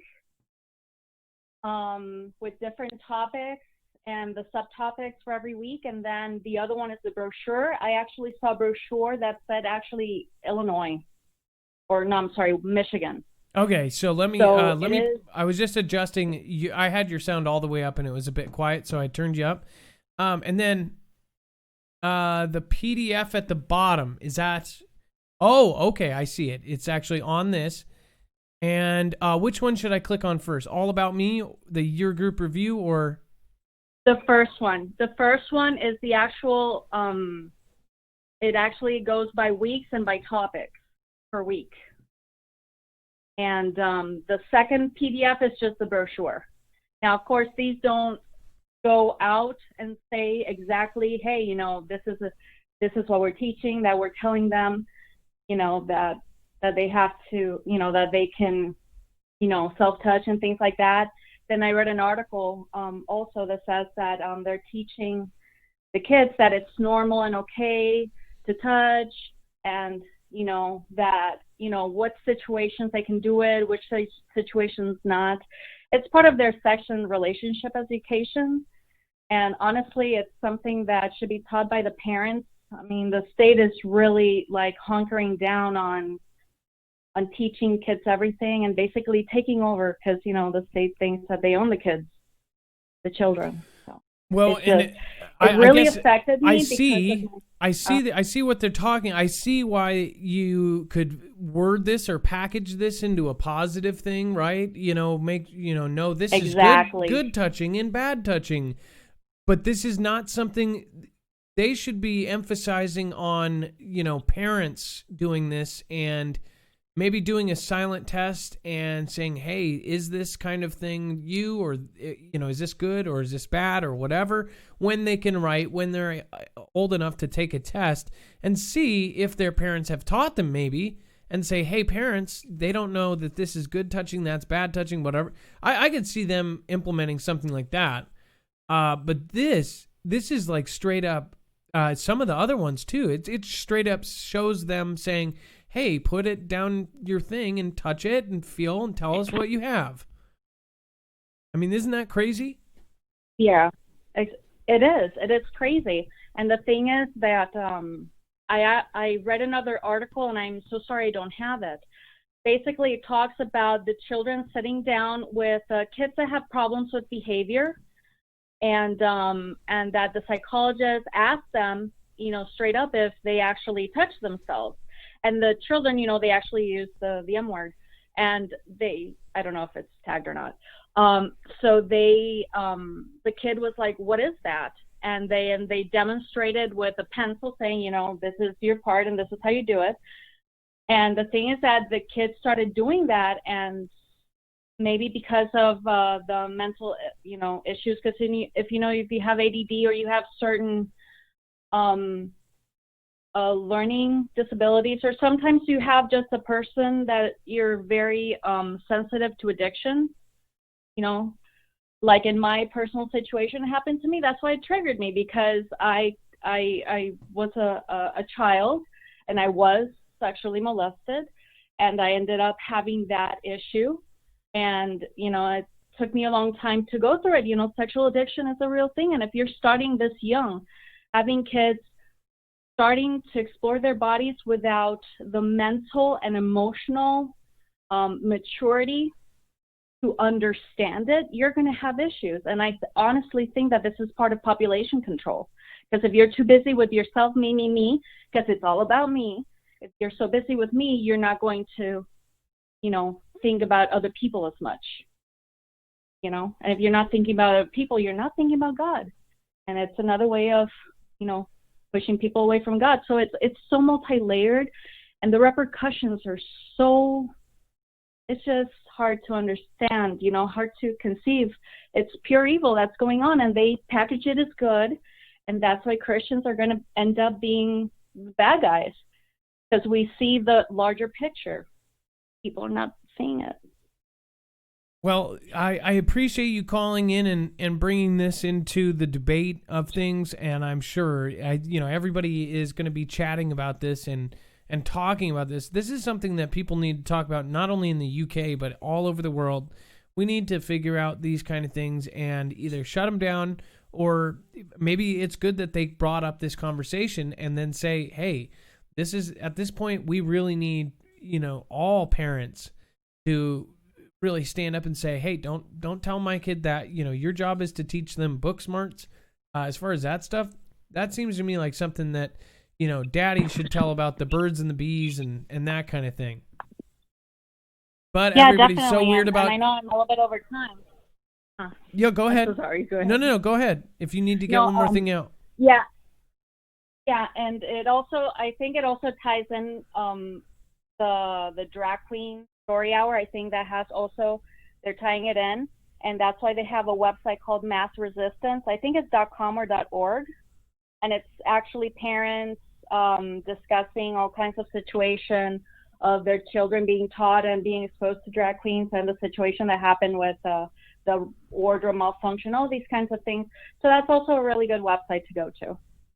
All right. Well, thank you so much for your call, and I appreciate you, and please call in again, okay? Certainly. Thank you, Adam. All right. Bye. Thank you so much for what you do. Cyber Kiko, first-time caller out of Florida. All right. And then up next, we have Alan Talley out of Alabama, another first-time caller, talking about self-sustaining community in Hoover, Alabama. What is going on with this? All right. So we're going to pull him in here. let's get this article up here that he wants to show everybody. Let's see. All around weird. If you haven't heard about it, you will, because everybody's talking about it now on mainstream news. I didn't cover it just because I saw it. I didn't know that it was in the UK too. I saw like a blurb. Okay, let's see here. Alan, you are live on Marfoogle TV. What's going on? What's up, Adam? How you doing? Good. So I have I have an article here that talks about Alabama power partners with signature homes to develop smart neighborhood. What the heck's up with this? Yeah, it's something that I didn't really tie together until after I was watching your show talking about CMEs and EMPs, but it's really a state-of-the-art neighborhood that's self-sufficient, you know, in case of, I would imagine in case of times of, you know, hard times, apocalypse, have you, whatever. And I just thought I'd call in and let the Foogle Fam know that these things are out there, you know, they're making these neighborhoods for the elite so they can survive these times. I mean, if we're not ready, you know, they're going to make it and we won't. It's really crazy though. If you look into it, I mean, it's state of the art. It's wild, considering too, I mean, they won't even let you live off grid, but considering it's Alabama Power that developed the land and owned the land, they were actually allowed to do this, you know? I don't know if you've heard of that. So essentially, if you have enough money, you can go into the programs that they're doing with these smart neighborhoods, and they've got their own power sources. It says the energy from smart neighborhood will be provided by the existing electric grid, as well as a community scale power system called a microgrid, which is composed of solar panels, battery storage, and backup generation. The microgrid will have the capability to generate more than 586,000 kilowatt hours of energy annually, the amount needed for a neighborhood the size of Reynolds Landing. So it basically says, this says that it's going to get all of its power like normal from the power, but the second that the power turns off, it can use it's capable the microgrid. Of being self-sufficient. Yeah, it's been a couple of years since I heard of it, but I mean, it kind of blew my mind, especially when I started, you know, thinking about the CMEs and EMPs. I just thought it's something everybody might like to know, you know. That's the thing. We truly, I mean, like, it's kind of annoying too, but people don't understand. This is a real concern for all our military group. Everybody is talking about this, that, you know, is in government. They know this is a huge threat. I want to say something that I just can't. It's going to happen. I just don't know what the scale is yet. You know what I mean? Like, yeah, definitely. Oh yeah, for sure. They think we're less worried about it on the East Coast than the West Coast right now because of everything going with Cascadia and whatnot. But we don't really know where we're going to be safe and where we're not. So exactly. Well, this is a great. I never heard of Reynolds Landing, and it's pretty wild actually. I'm super surprised at this. I knew it was out there, but it's just one of those things that would, you know, slide under the scope of, you know, the larger scale. Just because, I mean, really, they're not advertising it on like a huge scale. I mean, it's literally, I don't know the exact number, but it's a very high dollar to get into that neighborhood. Well, I bet it looks like it's a cookie cutter home neighborhood. Only this one is self-sufficient. Well, is there anything else? It's crazy too. The way the water, I mean, everything is on almost like AI of sorts. Like it just runs on clockwork. But that's all I was calling about. Don't want to take up too much of your time. I was actually reading what it says about that. It actually has all of the different things. A high efficiency Carrier Infinity heat pump and Rheem hybrid electric water heater. Tech connected automation Carrier Infinity Green Speed Intelligence home comfort system with an Infinity Touch thermostat Rheem EcoNet mobile app and Vivint smart home system, including voice-activated security, smart locks, lights, cameras, and garage door control. This is like out of a movie. It says interconnected Samsung appliances from the Alabama Power Appliance Center, smart hub refrigerator, dishwasher, washer and dryer, and an induction range, enhanced energy-efficient building features, improved insulation, triple pane windows, and LED lighting. This place is literally the future in a bag. This is so they can monitor everywhere, everything. Yeah, it's like a movie. Oh, you man. know, for sure. And they need a disaster to get us all to want one. All right. Well, thank you so much for calling in. Right. I appreciate it, bud. Yep. I'll call again sometime soon. It was great to finally talk to y'all. All right. God bless everybody in the Foogle Fam. Alan, you have a wonderful night, okay? Thank you, bud. All right. Bye-bye. Up next, we've got BOD, Cali meeting coming up. What's going on? How you doing? Good. Hey, we just wanted to tell you we have a meetup this Sunday. Okay, well, if you guys need me to show up via Skype, let me know. Oh, definitely. I sent Dex the link already, and it's at the. Do you want me to give the address in case anybody? Because I remember last time a couple of people ended up showing up that don't go on Discord. So I don't know if you want me to give you the address, so just in case. Yeah. So where are you guys meeting? I can put it up on screen. All right, we're going to meet at Round Table. This time we're going to have a Thanksgiving pizza dinner. That's because we're in the Murphy. What city? In West Covina. West? Tourist capital of the world? Yeah, it's at 2270 South Azusa Avenue in West Covina. Oops. Is it, I'm sorry, 2270A Azusa? Is that what it sounds like? Uh-huh. It's South Azusa, Azusa. I don't want their menu. I mean, I do. We have one here, but... Yeah, we're going to try to get a private room. We need at least 10 people to show up, though. I'll just drop some names in the Murphy and we'll get a private room. Don't worry about it. Because it costs about $100 to get the private room. So, but they'll use it, going towards the food, and it's like $9.99, all you can eat, drinks included. It's kind of cool. Well, then actually, that's not bad at all. If you had a private room for $100, that's like nothing. I mean, if you had like 8 people or something. That's if we buy $100 worth of food, then we can have a private room. So. I'm just saying for a private room, that's actually not that much. You got to have your your hitmen in there. You got your privacy. Tell them. Yeah, that is. Try not to talk about that over the airwaves. You know what I mean, Murph? They're not airwaves anymore, Vinny. They're freaking cable waves. They go through the cable. Digital, whatever. Gosh, you're such. We gotta do what we gotta do. You know what I mean? You're such a Fritz, man. You're just a Fritz. I do what I can. Anyways, we just wanted to wish you a happy Thanksgiving, and we can take up much more of your time at all. All right, well, thank you guys. Again, this is the Round Table Pizza. They were having it at 2270 South Azusa Avenue D, West Covina, California, 91792. These are the meetings that I'm talking about. It's going to be really, really fun. What day? What time? It's going to be Sunday we're going to start showing up there about 11ish, and the food, all you can eat ends at 2:00.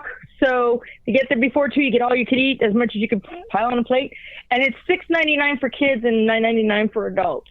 So sounds awesome. Okay, well, you guys have a great night. Be safe, be prepared. Oh, yeah. And Mafia out. And we will be waiting for your phone call anxiously. All right. Oh, yeah. And if you guys are going to be there, I can be there via Skype, so you get some off-camera time. All right. Have a great night, guys. I already sent Dex the Skype address. It's Overland. So. Okay, perfect. All right. Well, you guys have a great night. All right. See you there. All right. Happy Thanksgiving. Love you. All right. Bye. Happy Thanksgiving, too.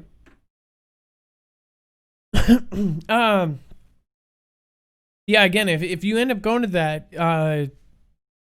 yeah, BOD and Shan and Overland Rob, those guys are all great. I don't know if Angeline will be there. They usually have a pretty good meeting. Hello, you were live on Marfoogle TV. Is this Crying Hippie? Hey, it's Marfoogle.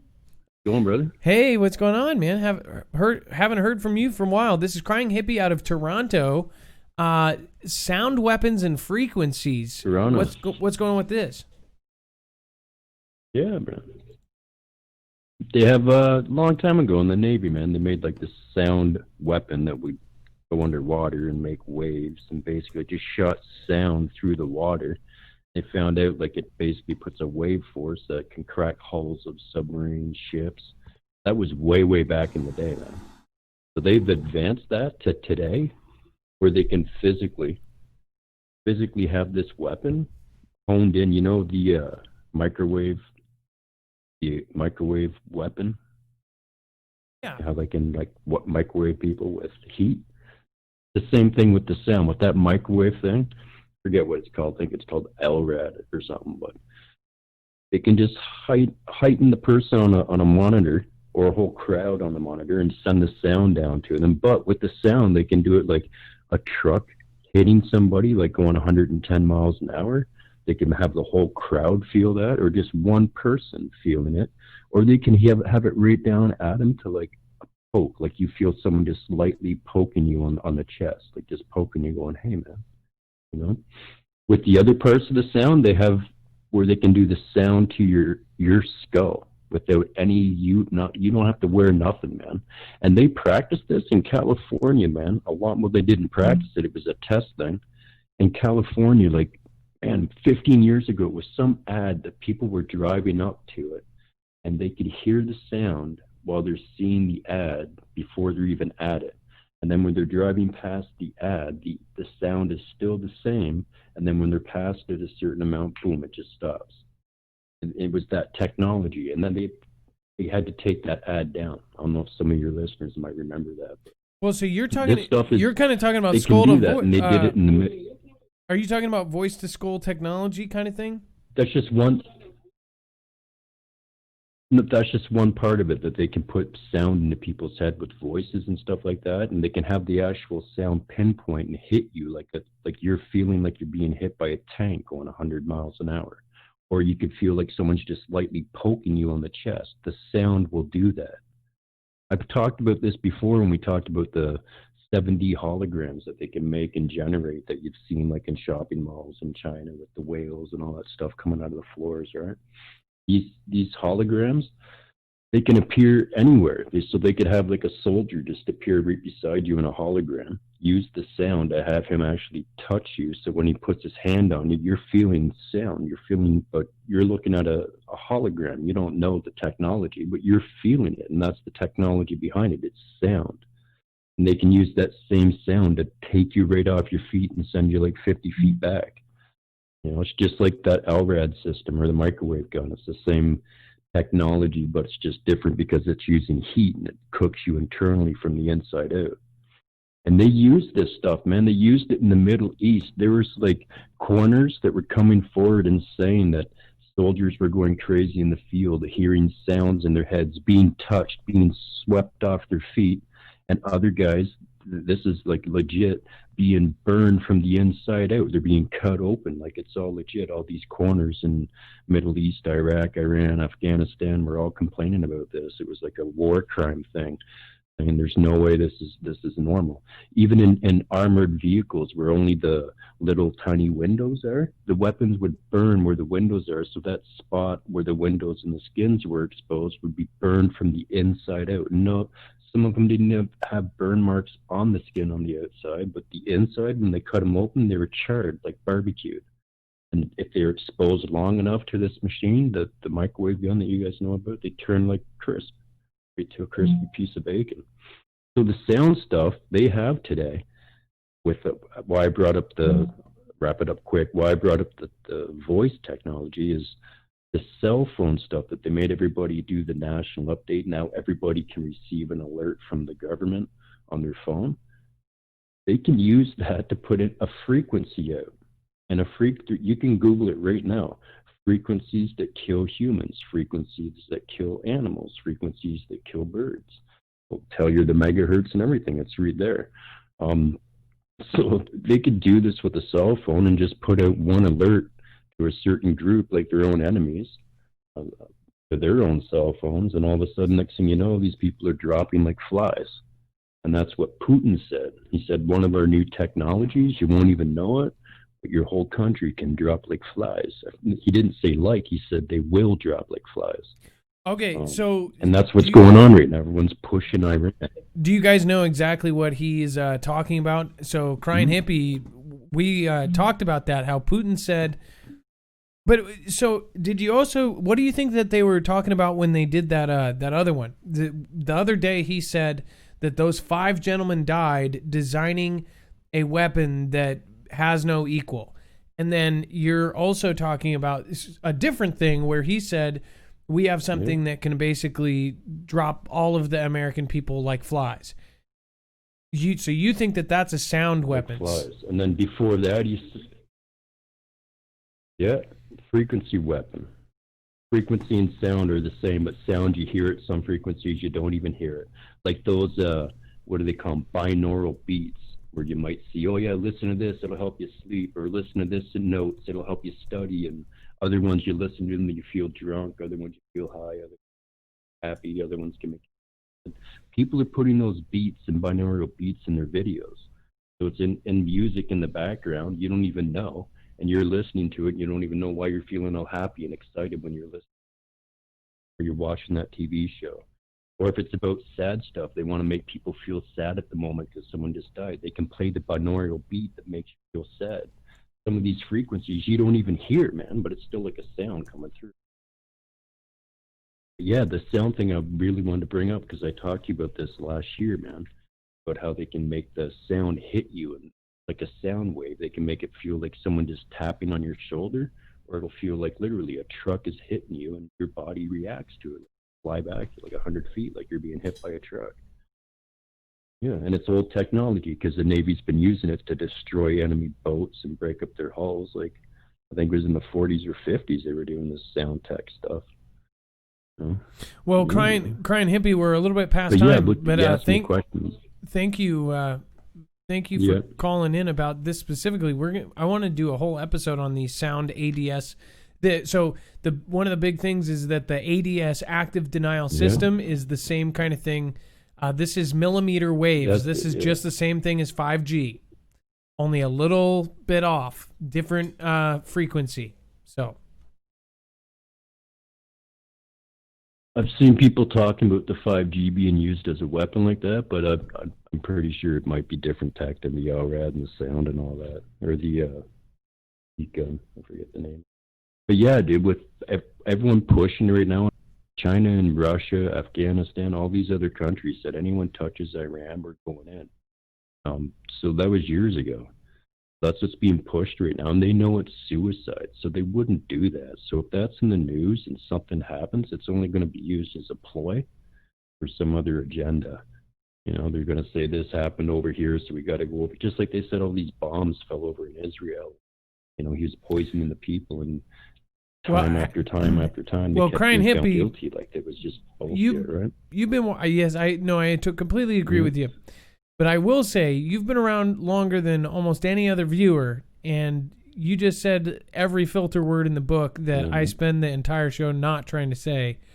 So if you can, Ryan, Ryak, and Riz AL, and people think it doesn't matter. It really does. Realized it now. That's okay.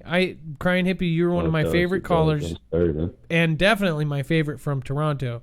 All I'm saying is an entire 3-hour show can go in the dumpers over a couple words, and it's the percentage. It's actually that API on the thumbnails that we were talking about in the beginning of the show. That's like one. There's so many different things that goes into filtering and censoring a show. It's actually it's so broad. Now that we kind of know the behind the scenes, They basically give you a score based on the thumbnail, the words, how much of the words are used, everything about it. So either way, it's not a big deal. I actually agree with what you're saying. I'm just, I want you to call in more often. You haven't called in at all. Okay. I fluked out, man. I've been calling in lots, man. It's like you got people phoning with their toes and everything, man. How much chance do I got nowadays? There's so many people phoning in. Road to Prison. They told you they're using their toes and 4 phones, dude. Road to Prison said that he actually said that he would used to call with like 3 phones on 3 different numbers to get in, and that's why he's like, I don't know why everybody's complaining. It's like, well, probably because he's calling in with 3 phones and they only have 1. Well, thank you, Crying Hippie, for calling in. I appreciate you. You're welcome. All right, man. You have a good night. All right, let's see here.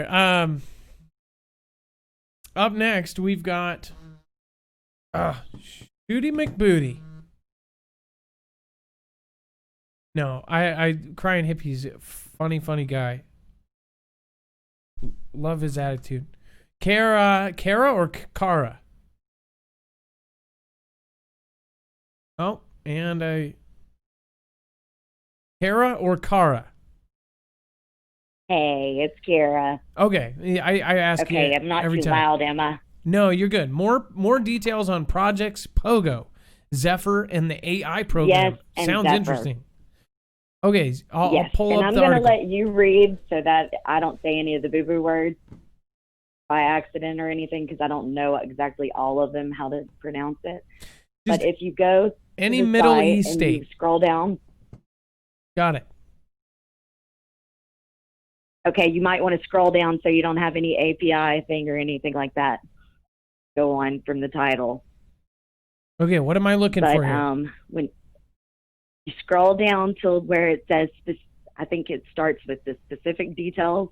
What the first couple of parts are is just mainly telling. I think it's very important that everybody go look at this. But it touches on everything your show has ever talked about. But if you scroll down to the bottom part for this show's sake, for my 5-minute sake, because it's a lot of stuff, it has the specific details, and it talks about some serious things that we've all been kind of questioning. And if you look in the sides for everybody, there's links to the specific where he got it from, and there's videos and stuff you can look at with the actual guys talking about it.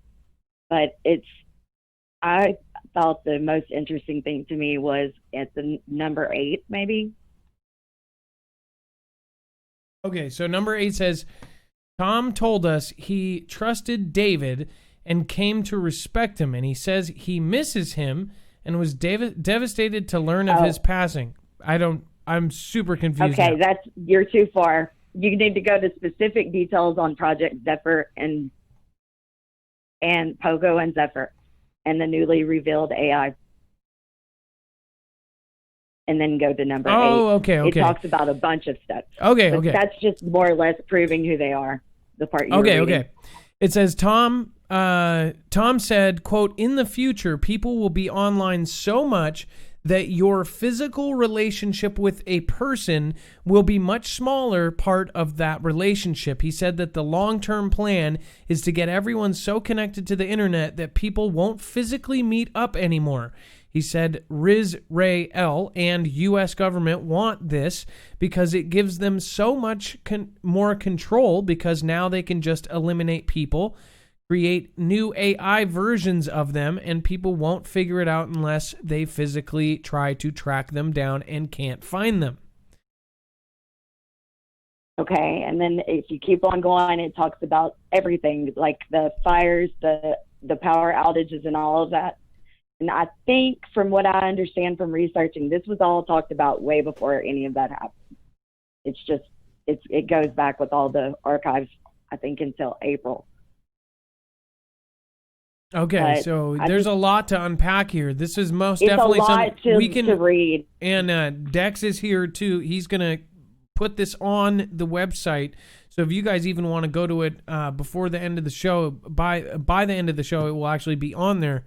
So you can read all of these. These are all the things. It seems like predictions.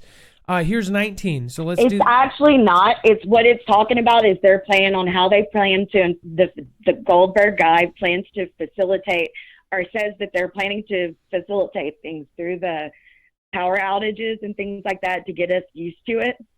And that the reason they don't just use the laser weapons and all that on it is because of, he gives the reasoning. It's a real detailed outline, and they actually have the government documents to back it up.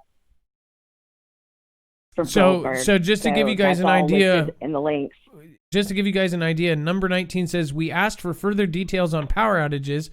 Tom said, and Tom is the gentleman, it goes into why you guys should listen to him. It shows his military stuff, who he knows, who he is. It says, Tom said, it's obvious what they're doing in California. Now, whoever heard of power... What in the world? That was weird. Whoever heard of power outages because of fire season? Unheard of. Doesn't even make a lick of sense, does it? Well, they also tested these energy weapons in Santa Rosa. They can incinerate anything. Why do they care about your guns when they can just vaporize your entire house and call it a forest fire? So this is supposedly, this is all stuff, this is, again, you guys want to go on your own mission and read this. But I would have only called once I went through and found out about who they were. I think it's really important that people read it because there's a lot of info, and they are it. A lot of it's legitly, they're government people. They're involved very way up there. The guys that are talking about this, and all of their credits and documentation and stuff can be found in the links to the side. Well, I'm not surprised by anything anymore. It blew my mind. I tell you what, I've been reading it for 2 days, and I really feel like I'm losing it from just reading this. It's made me feel crazy. But it says things on the side. And this information. The David gentleman is dead now? Is that correct? Yes, I think he's passed away now. David Goldberg's death, it says that before he died, he wrote, he basically called all these things, right? It says his prediction of 120,000 ground. Yeah, okay. Well, I'll let them go over. They have recordings of him talking about it all from April, before the fires and all that started. So that was pretty cool to me. That is creepy. Well, we're gonna give people from somebody good. If we talk at the same time, nobody can hear us. Go. And that's okay. I know there's a delay in the phone. I was wondering that because Crying Hippie was doing the same. Maybe it's on our end. Okay. It's like 5 seconds. Okay. Okay. I don't know why. I've never seen that before. Okay. Well, you have a great night, and much love to you. And please call in again, and I will make sure to link this on our website. Yes, and y'all go read it. It's awesome. Okay. Okay. Bye-bye. You have a good night. Bye-bye.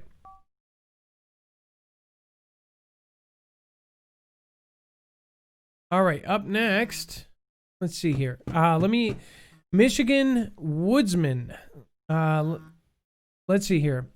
So I'm going to pull in the caller here in a second. I just don't want to get behind here. Michigan Woodsman says, Amanda Moe, get well soon. Amanda Moe, what's going on with Amanda Moe? I will have to check that out. Bean Counter. Holy moly. And you don't even write a message. Thank you so much for your super chat. $75. That's crazy. Again, you can write a message. You can write a letter at that point. Tamika Gordon, thank you for subscribing. Welcome to the fam. As always, if you subscribe during the show, you will get a shout out. Greg Robertson, great show tonight, Marf. Thank you, and I appreciate you. Baby Yoda, thank you, Marf. Dex Mods, I wanted to show my appreciation. Baby Yoda, love your name. Obviously, I'm a big Yoda fan myself. Prepper Ilea says, I'm serious about EMP Shield. I know you are, and that's why I said it was half joke, half real, because they actually are going to be helping the United States, and they are. Chris Vaught, thank you so much. Let's see, Jamie James Muddled Divinity, thank you again. And then Jay Roche, Foogs, Google IMSI catchers. I've actually done a whole show on IMSI catchers, and I talked about the whole thing that she was just talking about, or the previous caller, about the alerts that go to each one of our phones. There's a whole IMSI catcher thing there. Michigan Woodsman, thank you again. Okay, so let's bring in our caller. Hopefully there's not that bad of a delay. I hope that's not the truth. Let's see here. All right. Jessis Marie Rankin, you are live on Marfoogle TV. First time caller out of Arizona. Hello? Jessis Marie, is that you? Yes. All right. Yes. Well, now it says Gypsy Witch Fortune Maker. What's up with this? this? Marfoogle the Lion? This is. What's is going this on? Adam the Leo? This is, I guess. I am Justice Marie Rankin. I would like to be a creator. I am a Gypsy Witch Fortune Maker. And I don't want any money. I just want you to go to my channel. Okay, but what do you mean by subscribe. Gypsy Witch? I'm a Gypsy Witch Fortune Maker. I can make things happen.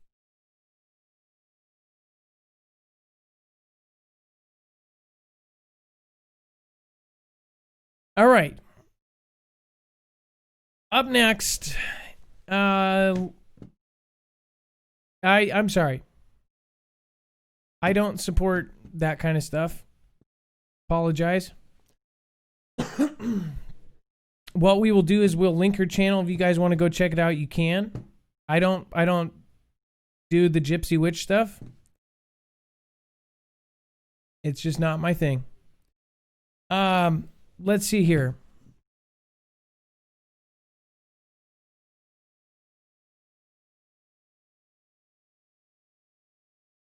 Again, if you do not watch the show and you just call in if you want your channel, shown, I would hope that you guys watch the show and understand like what my values are. Gypsies, witches, making things happen, magic, that's not my thing. So I apologize. I don't mean to be rude, but that's not my thing. Okay. Anyways, let's see here. Dex, thank you. You great job on the calls. Everything is awesome. As far as Crying Hippie, I think he made some statements there that really do stick out, like genuinely, about the whole active denial, the system, the upstream surveillance. Oh yeah, I'm positive of that. I couldn't agree more with that.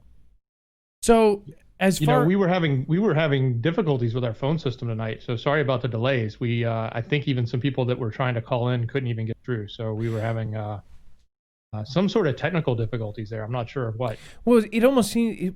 See, the thing is if you watch this show enough, you know that a couple of my pet peeves is people that interrupt. But I don't think any of these guys. It was delayed. Like it was genuinely delayed.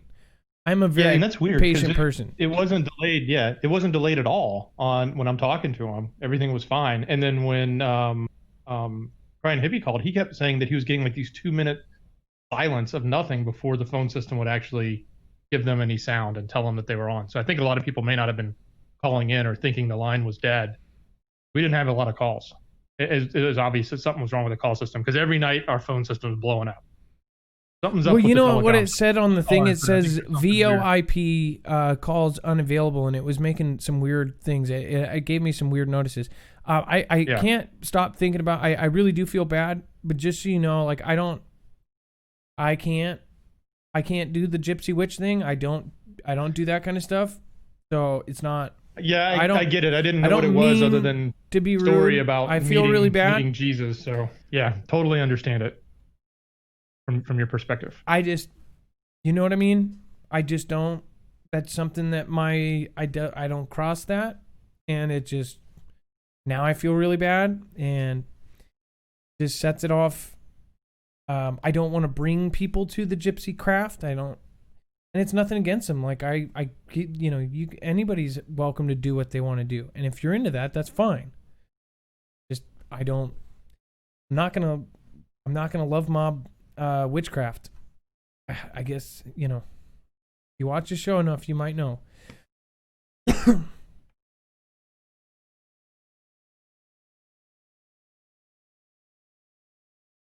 Either way, Prepper Ilea, I'm sorry if that offends you. That's fine. That's not it. I'm not gonna bring love to that. If you are, that's fine. But you would probably know my show. If you've watched a lot of my show, then you probably pretty much know that that's just not my thing. Again, doesn't sound like, you know, if people are starting to call this show just to get their channel mentioned, that offends me. So, either way, let's get going. It is a wonderful night. I hope all of you guys have a blessed night. And, you know, I can't really go 1,000 shows and not offend somebody. So if you are offended, I apologize and I'm sorry. I do feel bad, but I made my decision and I can't really take it back. We all make mistakes and I'm not perfect. So you guys have a wonderful night. Much love to all of you. And again, push people up. Don't do what I did. I don't always set a perfect example. And again, I'm not perfect. But there's just a couple things that in my childhood I just don't do. As far as the whole Wiccan thing, that's fine. As far as gypsy witch kind of stuff, I don't know where that draws the line. But I guarantee you that I wouldn't feel right about it. And it is my platform, so, or at least it's mine for 2.5 hours. All right. Let's see here. I hope you guys all have a wonderful night. Not a good way to end it, but we'll fix that. It's now time for not an outro. It's not a shout out. It's a shoutro. We will see you in just a minute.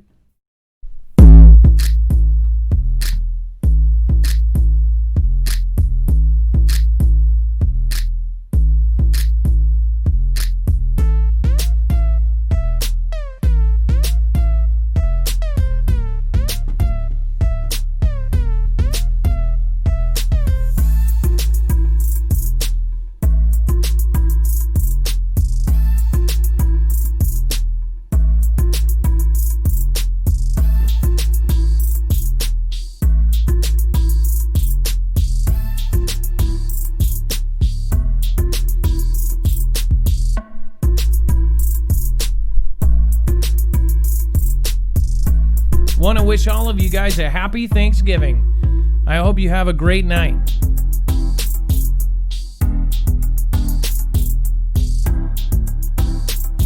Let me know what you guys are doing on Thanksgiving. Hit me on Twitter at Marfoogle.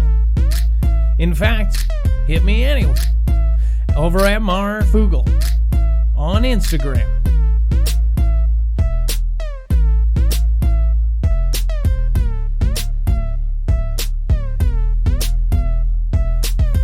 It's a global situation. Lost boy Draco and Mark's girl.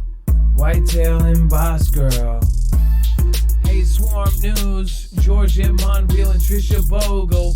Got the Katie Byers and the crying hippie on the dippo. Coming on the dippy.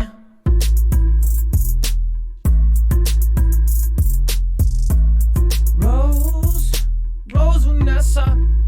Oshima, yeah.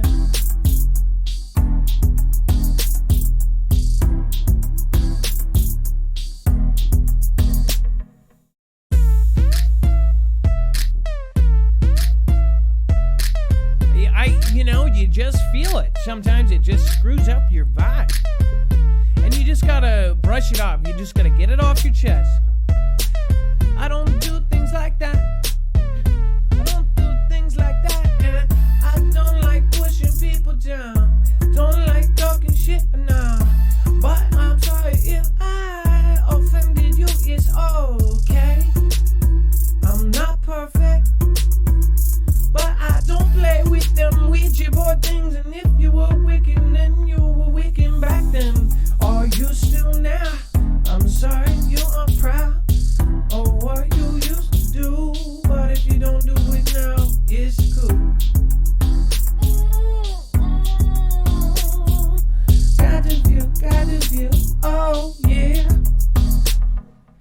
Spice Boy Draco.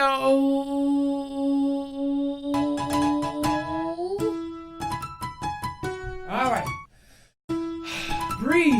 If you're new here, make sure to say hi. Bring it back. It's that Roger Cunningham. Oh, yeah. It's the Cindy Mac cameras. It's the Debbie and the Amazing Baby. And the Joe Hodgin and the Barry Fowler. Sally Nolan and the Danger Jr. Hey, Amanda Little and the David Eggleton. Gonna bring it back now. OG Johnny B and the rest of them clouds. Oh, a Kenny Crowder. I couldn't be prouder. Cutie Pie Angelica. Okay, go out, go. I'm gonna bring it back now.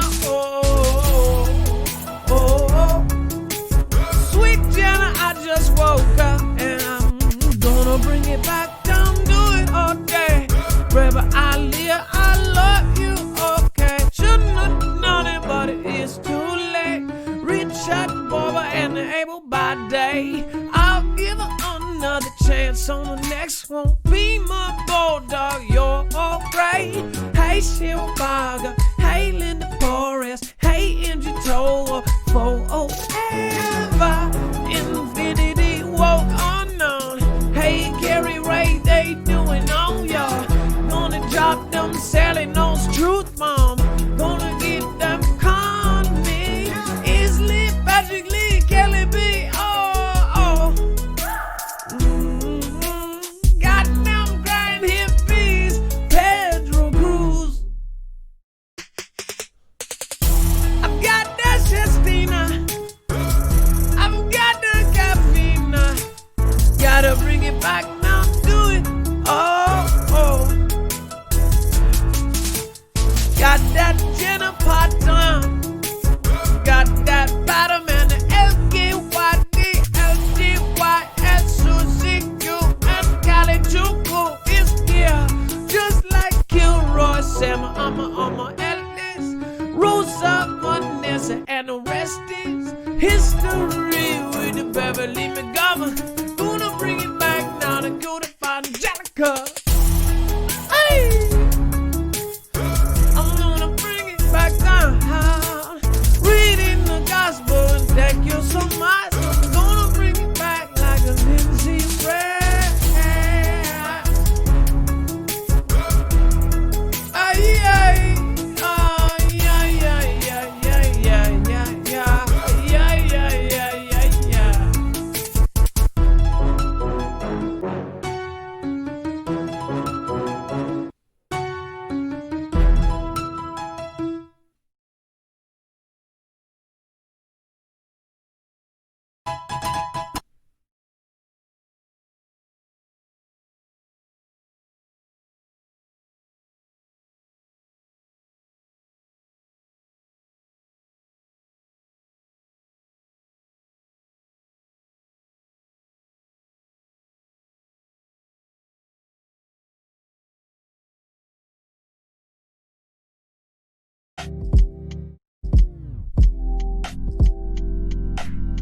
I think it was a sound, something in the mixer. See, my cat likes to go all up on my mixer, and he likes to pity-pat all over everywhere. See, it's just something about the settings that I just don't know.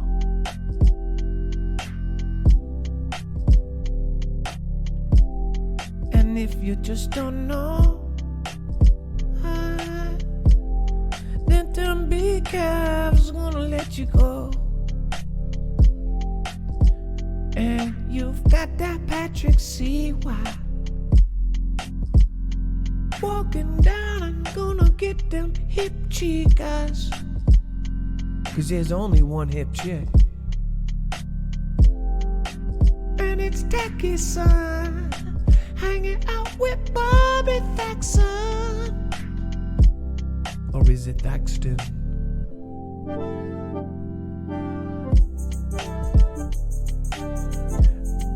Apparently, there was a 6.0 in Greece. We're going to have to pull that up. And if it's big, we will be covering it on Marfoogle News.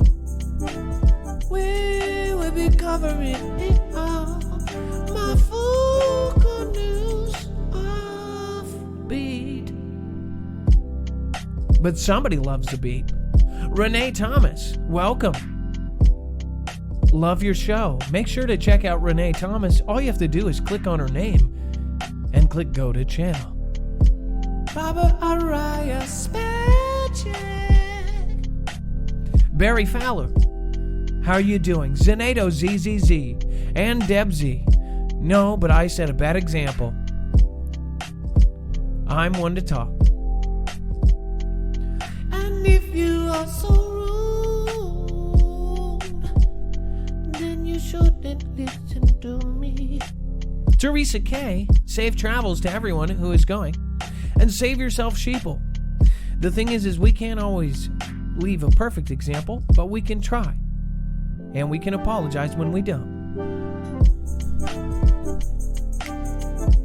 When you got the line, you can't be on road like that. And if you were Lily and Arielando, Genie 363034, Foothill Mama.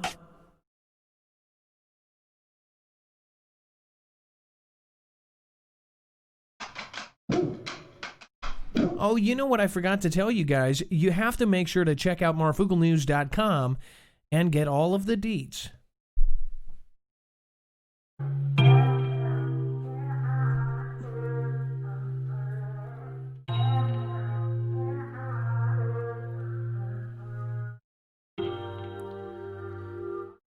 I think something here was off. It was maybe the compression. Or maybe it was the high-low, the 10 megahertz. Or maybe it was the high being too low, and the low being too high. Or maybe the producer was. I don't know.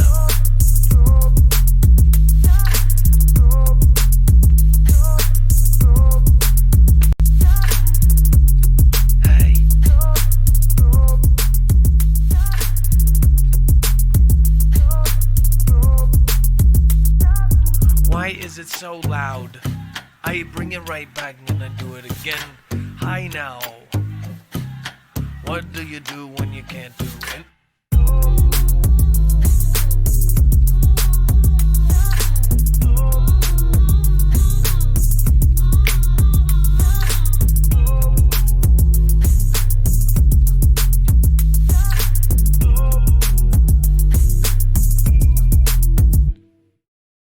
Tornado Dorothy, Walks with Crow and Mrs. Capuchow, Truth Bomb and Roger Cunningham, Josh Connor, Timberlab, and God is Great. Thank you for being here, and I'm so much.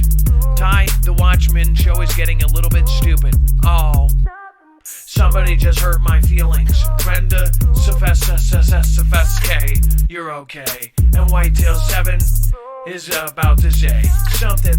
Rebel Snarful and able-bodied, walk up on a rip curve. The crazy Mexican and Lost Boy Draco. Gotta get the funky. Jimmy Shively. I got a frog in my throat, walking down the moat. Got that Deb Z with the Teresa K and the Cindy August. All we passed August. Alisa R. Hall in the Helen Roscoe. Gotta get the Heidi Gregorio. J Stone 78 and the Sandra Grandma Bar and the OG Johnny B. Hey Patrick Lee and the K Boot. Hey one hip chick and the old writer. Hey Guns and Water and the rest of that. In the Shinobi One and the rest of back. Hey Glenda Snyder and the writer and the Tom Wolf. Gonna go back and then I'm up. Woof. Kim Walter. Alien Mochi and Irvin Goldberg.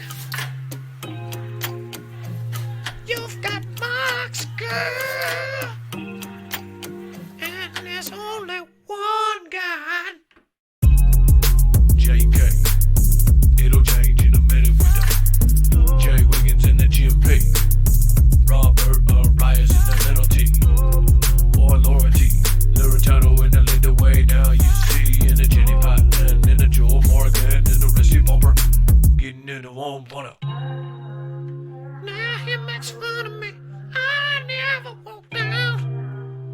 I never see that many seriously in Christ.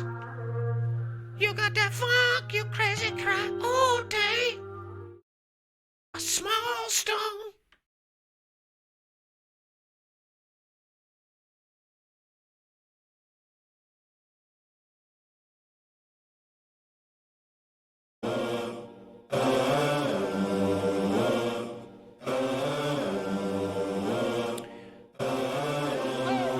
Teresa K says we need an app. I agree. A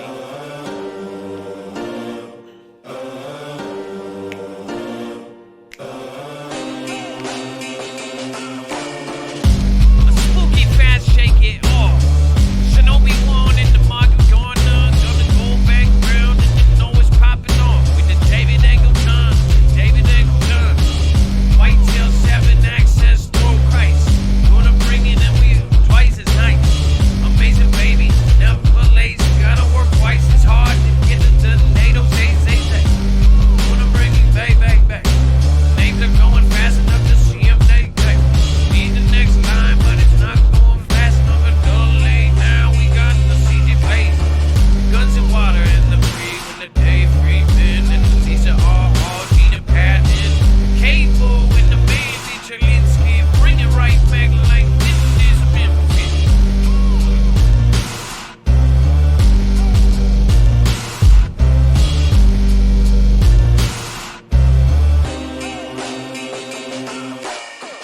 Our street time wizard. Bring it from London and the Shasteen and Kissing. Bad street need love God and his only begotten son. And Jesus with all of your heart and mind and soul. And God that might still Dex J. Washington Pro. Gotta bring it with the Holly and the Buzzword. Toe to toe, it's the truth bomb. Joe Shields from the Boston. Psalms 28:8. The Lord is the strength is the strength. Save the strength through his anointing. Joyce home 78. Gotta bring it back, and yes, we above hate. Like they said, mislead, fable, lead. And then the venom, Marion, and the and the D. Or hell with the little and the danger Jew. Bring it back, so you know that we do. Hearing aid NK with the grind hit. Bring it right back down, keep no different. Gonna go with the man, he's oil, let's get and sweeping all the way riding.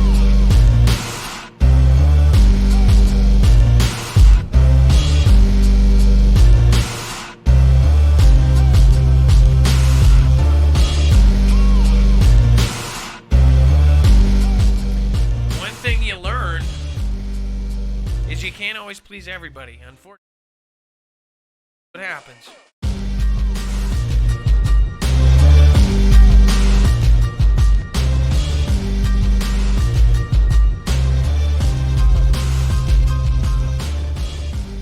Oh yes, now you know what time it is.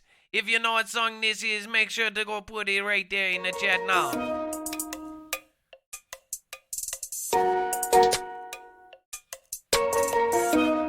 Yeah, you know. Yo guys, it's a 104 funky Marv, man. Thank you to Linda Perez for being here. You better get poppy. Floppy and happy, man. The harder and the Daniel, man. The guns in the water, man. The Jojo I like me for me, y'all, man. Your name got it right. Yeah. Katie Byers and Ochi just nippy. Horrible singing with a crying hippie. Store 56 AM. We no bandage, we got that fundage. And the poison of Planning 93245. Gonna bring it right back, and you know that we be live. Yes, it's all 11:57. No, everybody got to hide it well. Maybe nothing's in me heart. No. Oh, now, one now, coming on the run the show. So I'm gonna go ride it all the way home. Ha. Gonna bring it right back. Sandra gonna go, Drina, Jana, Marion, Amber gonna 7, no, Shasha 770, Patty mix butter pants gonna bring it back. Me gonna bring it right back with the little Perez.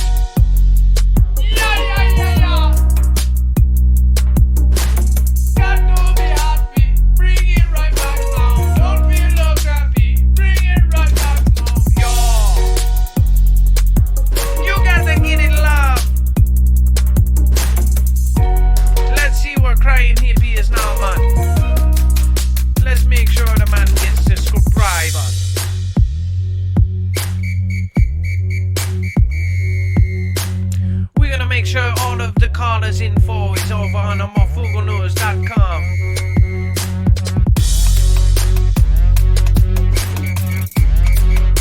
Including the ones we don't agree with.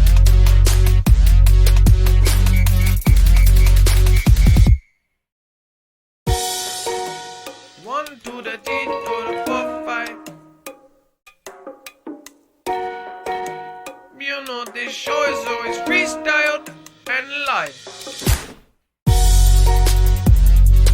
Flying dippy, so dippy.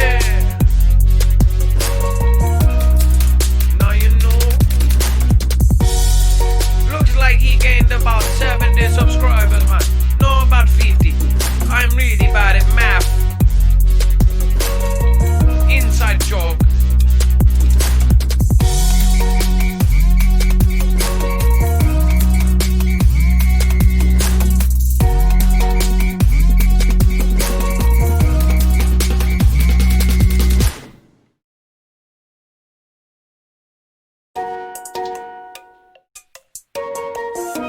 Yeah, no.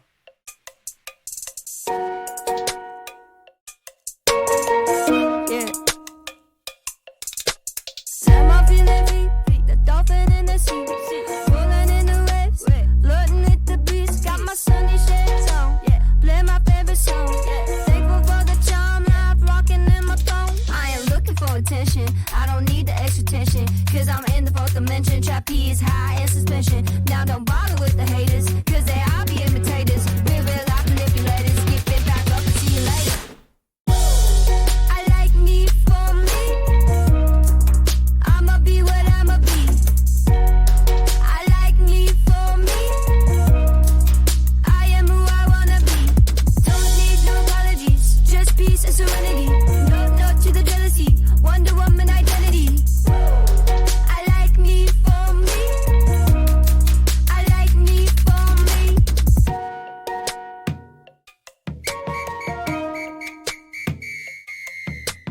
Head over heels, you know how that shit feels. You think it's out of space, but I know that it is real.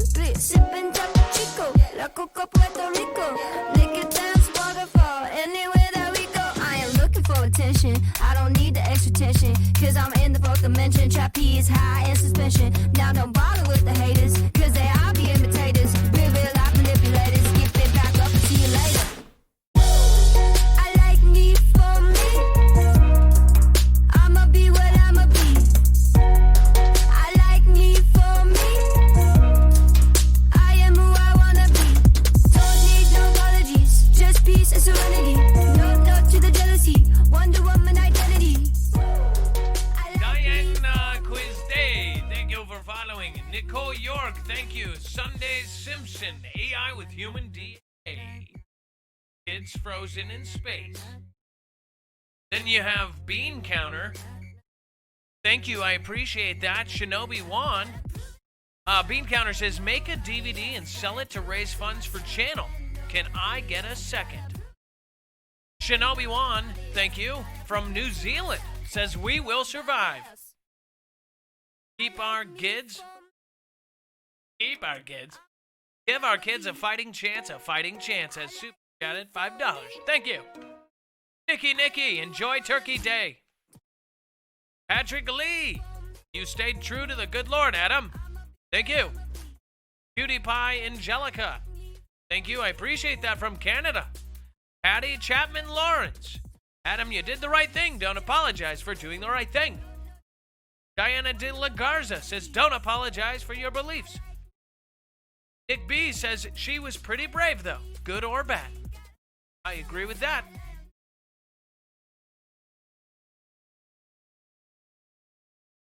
Let's see here. Patrick Lee, thank you.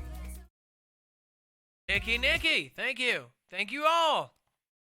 Whether you hate me or love me.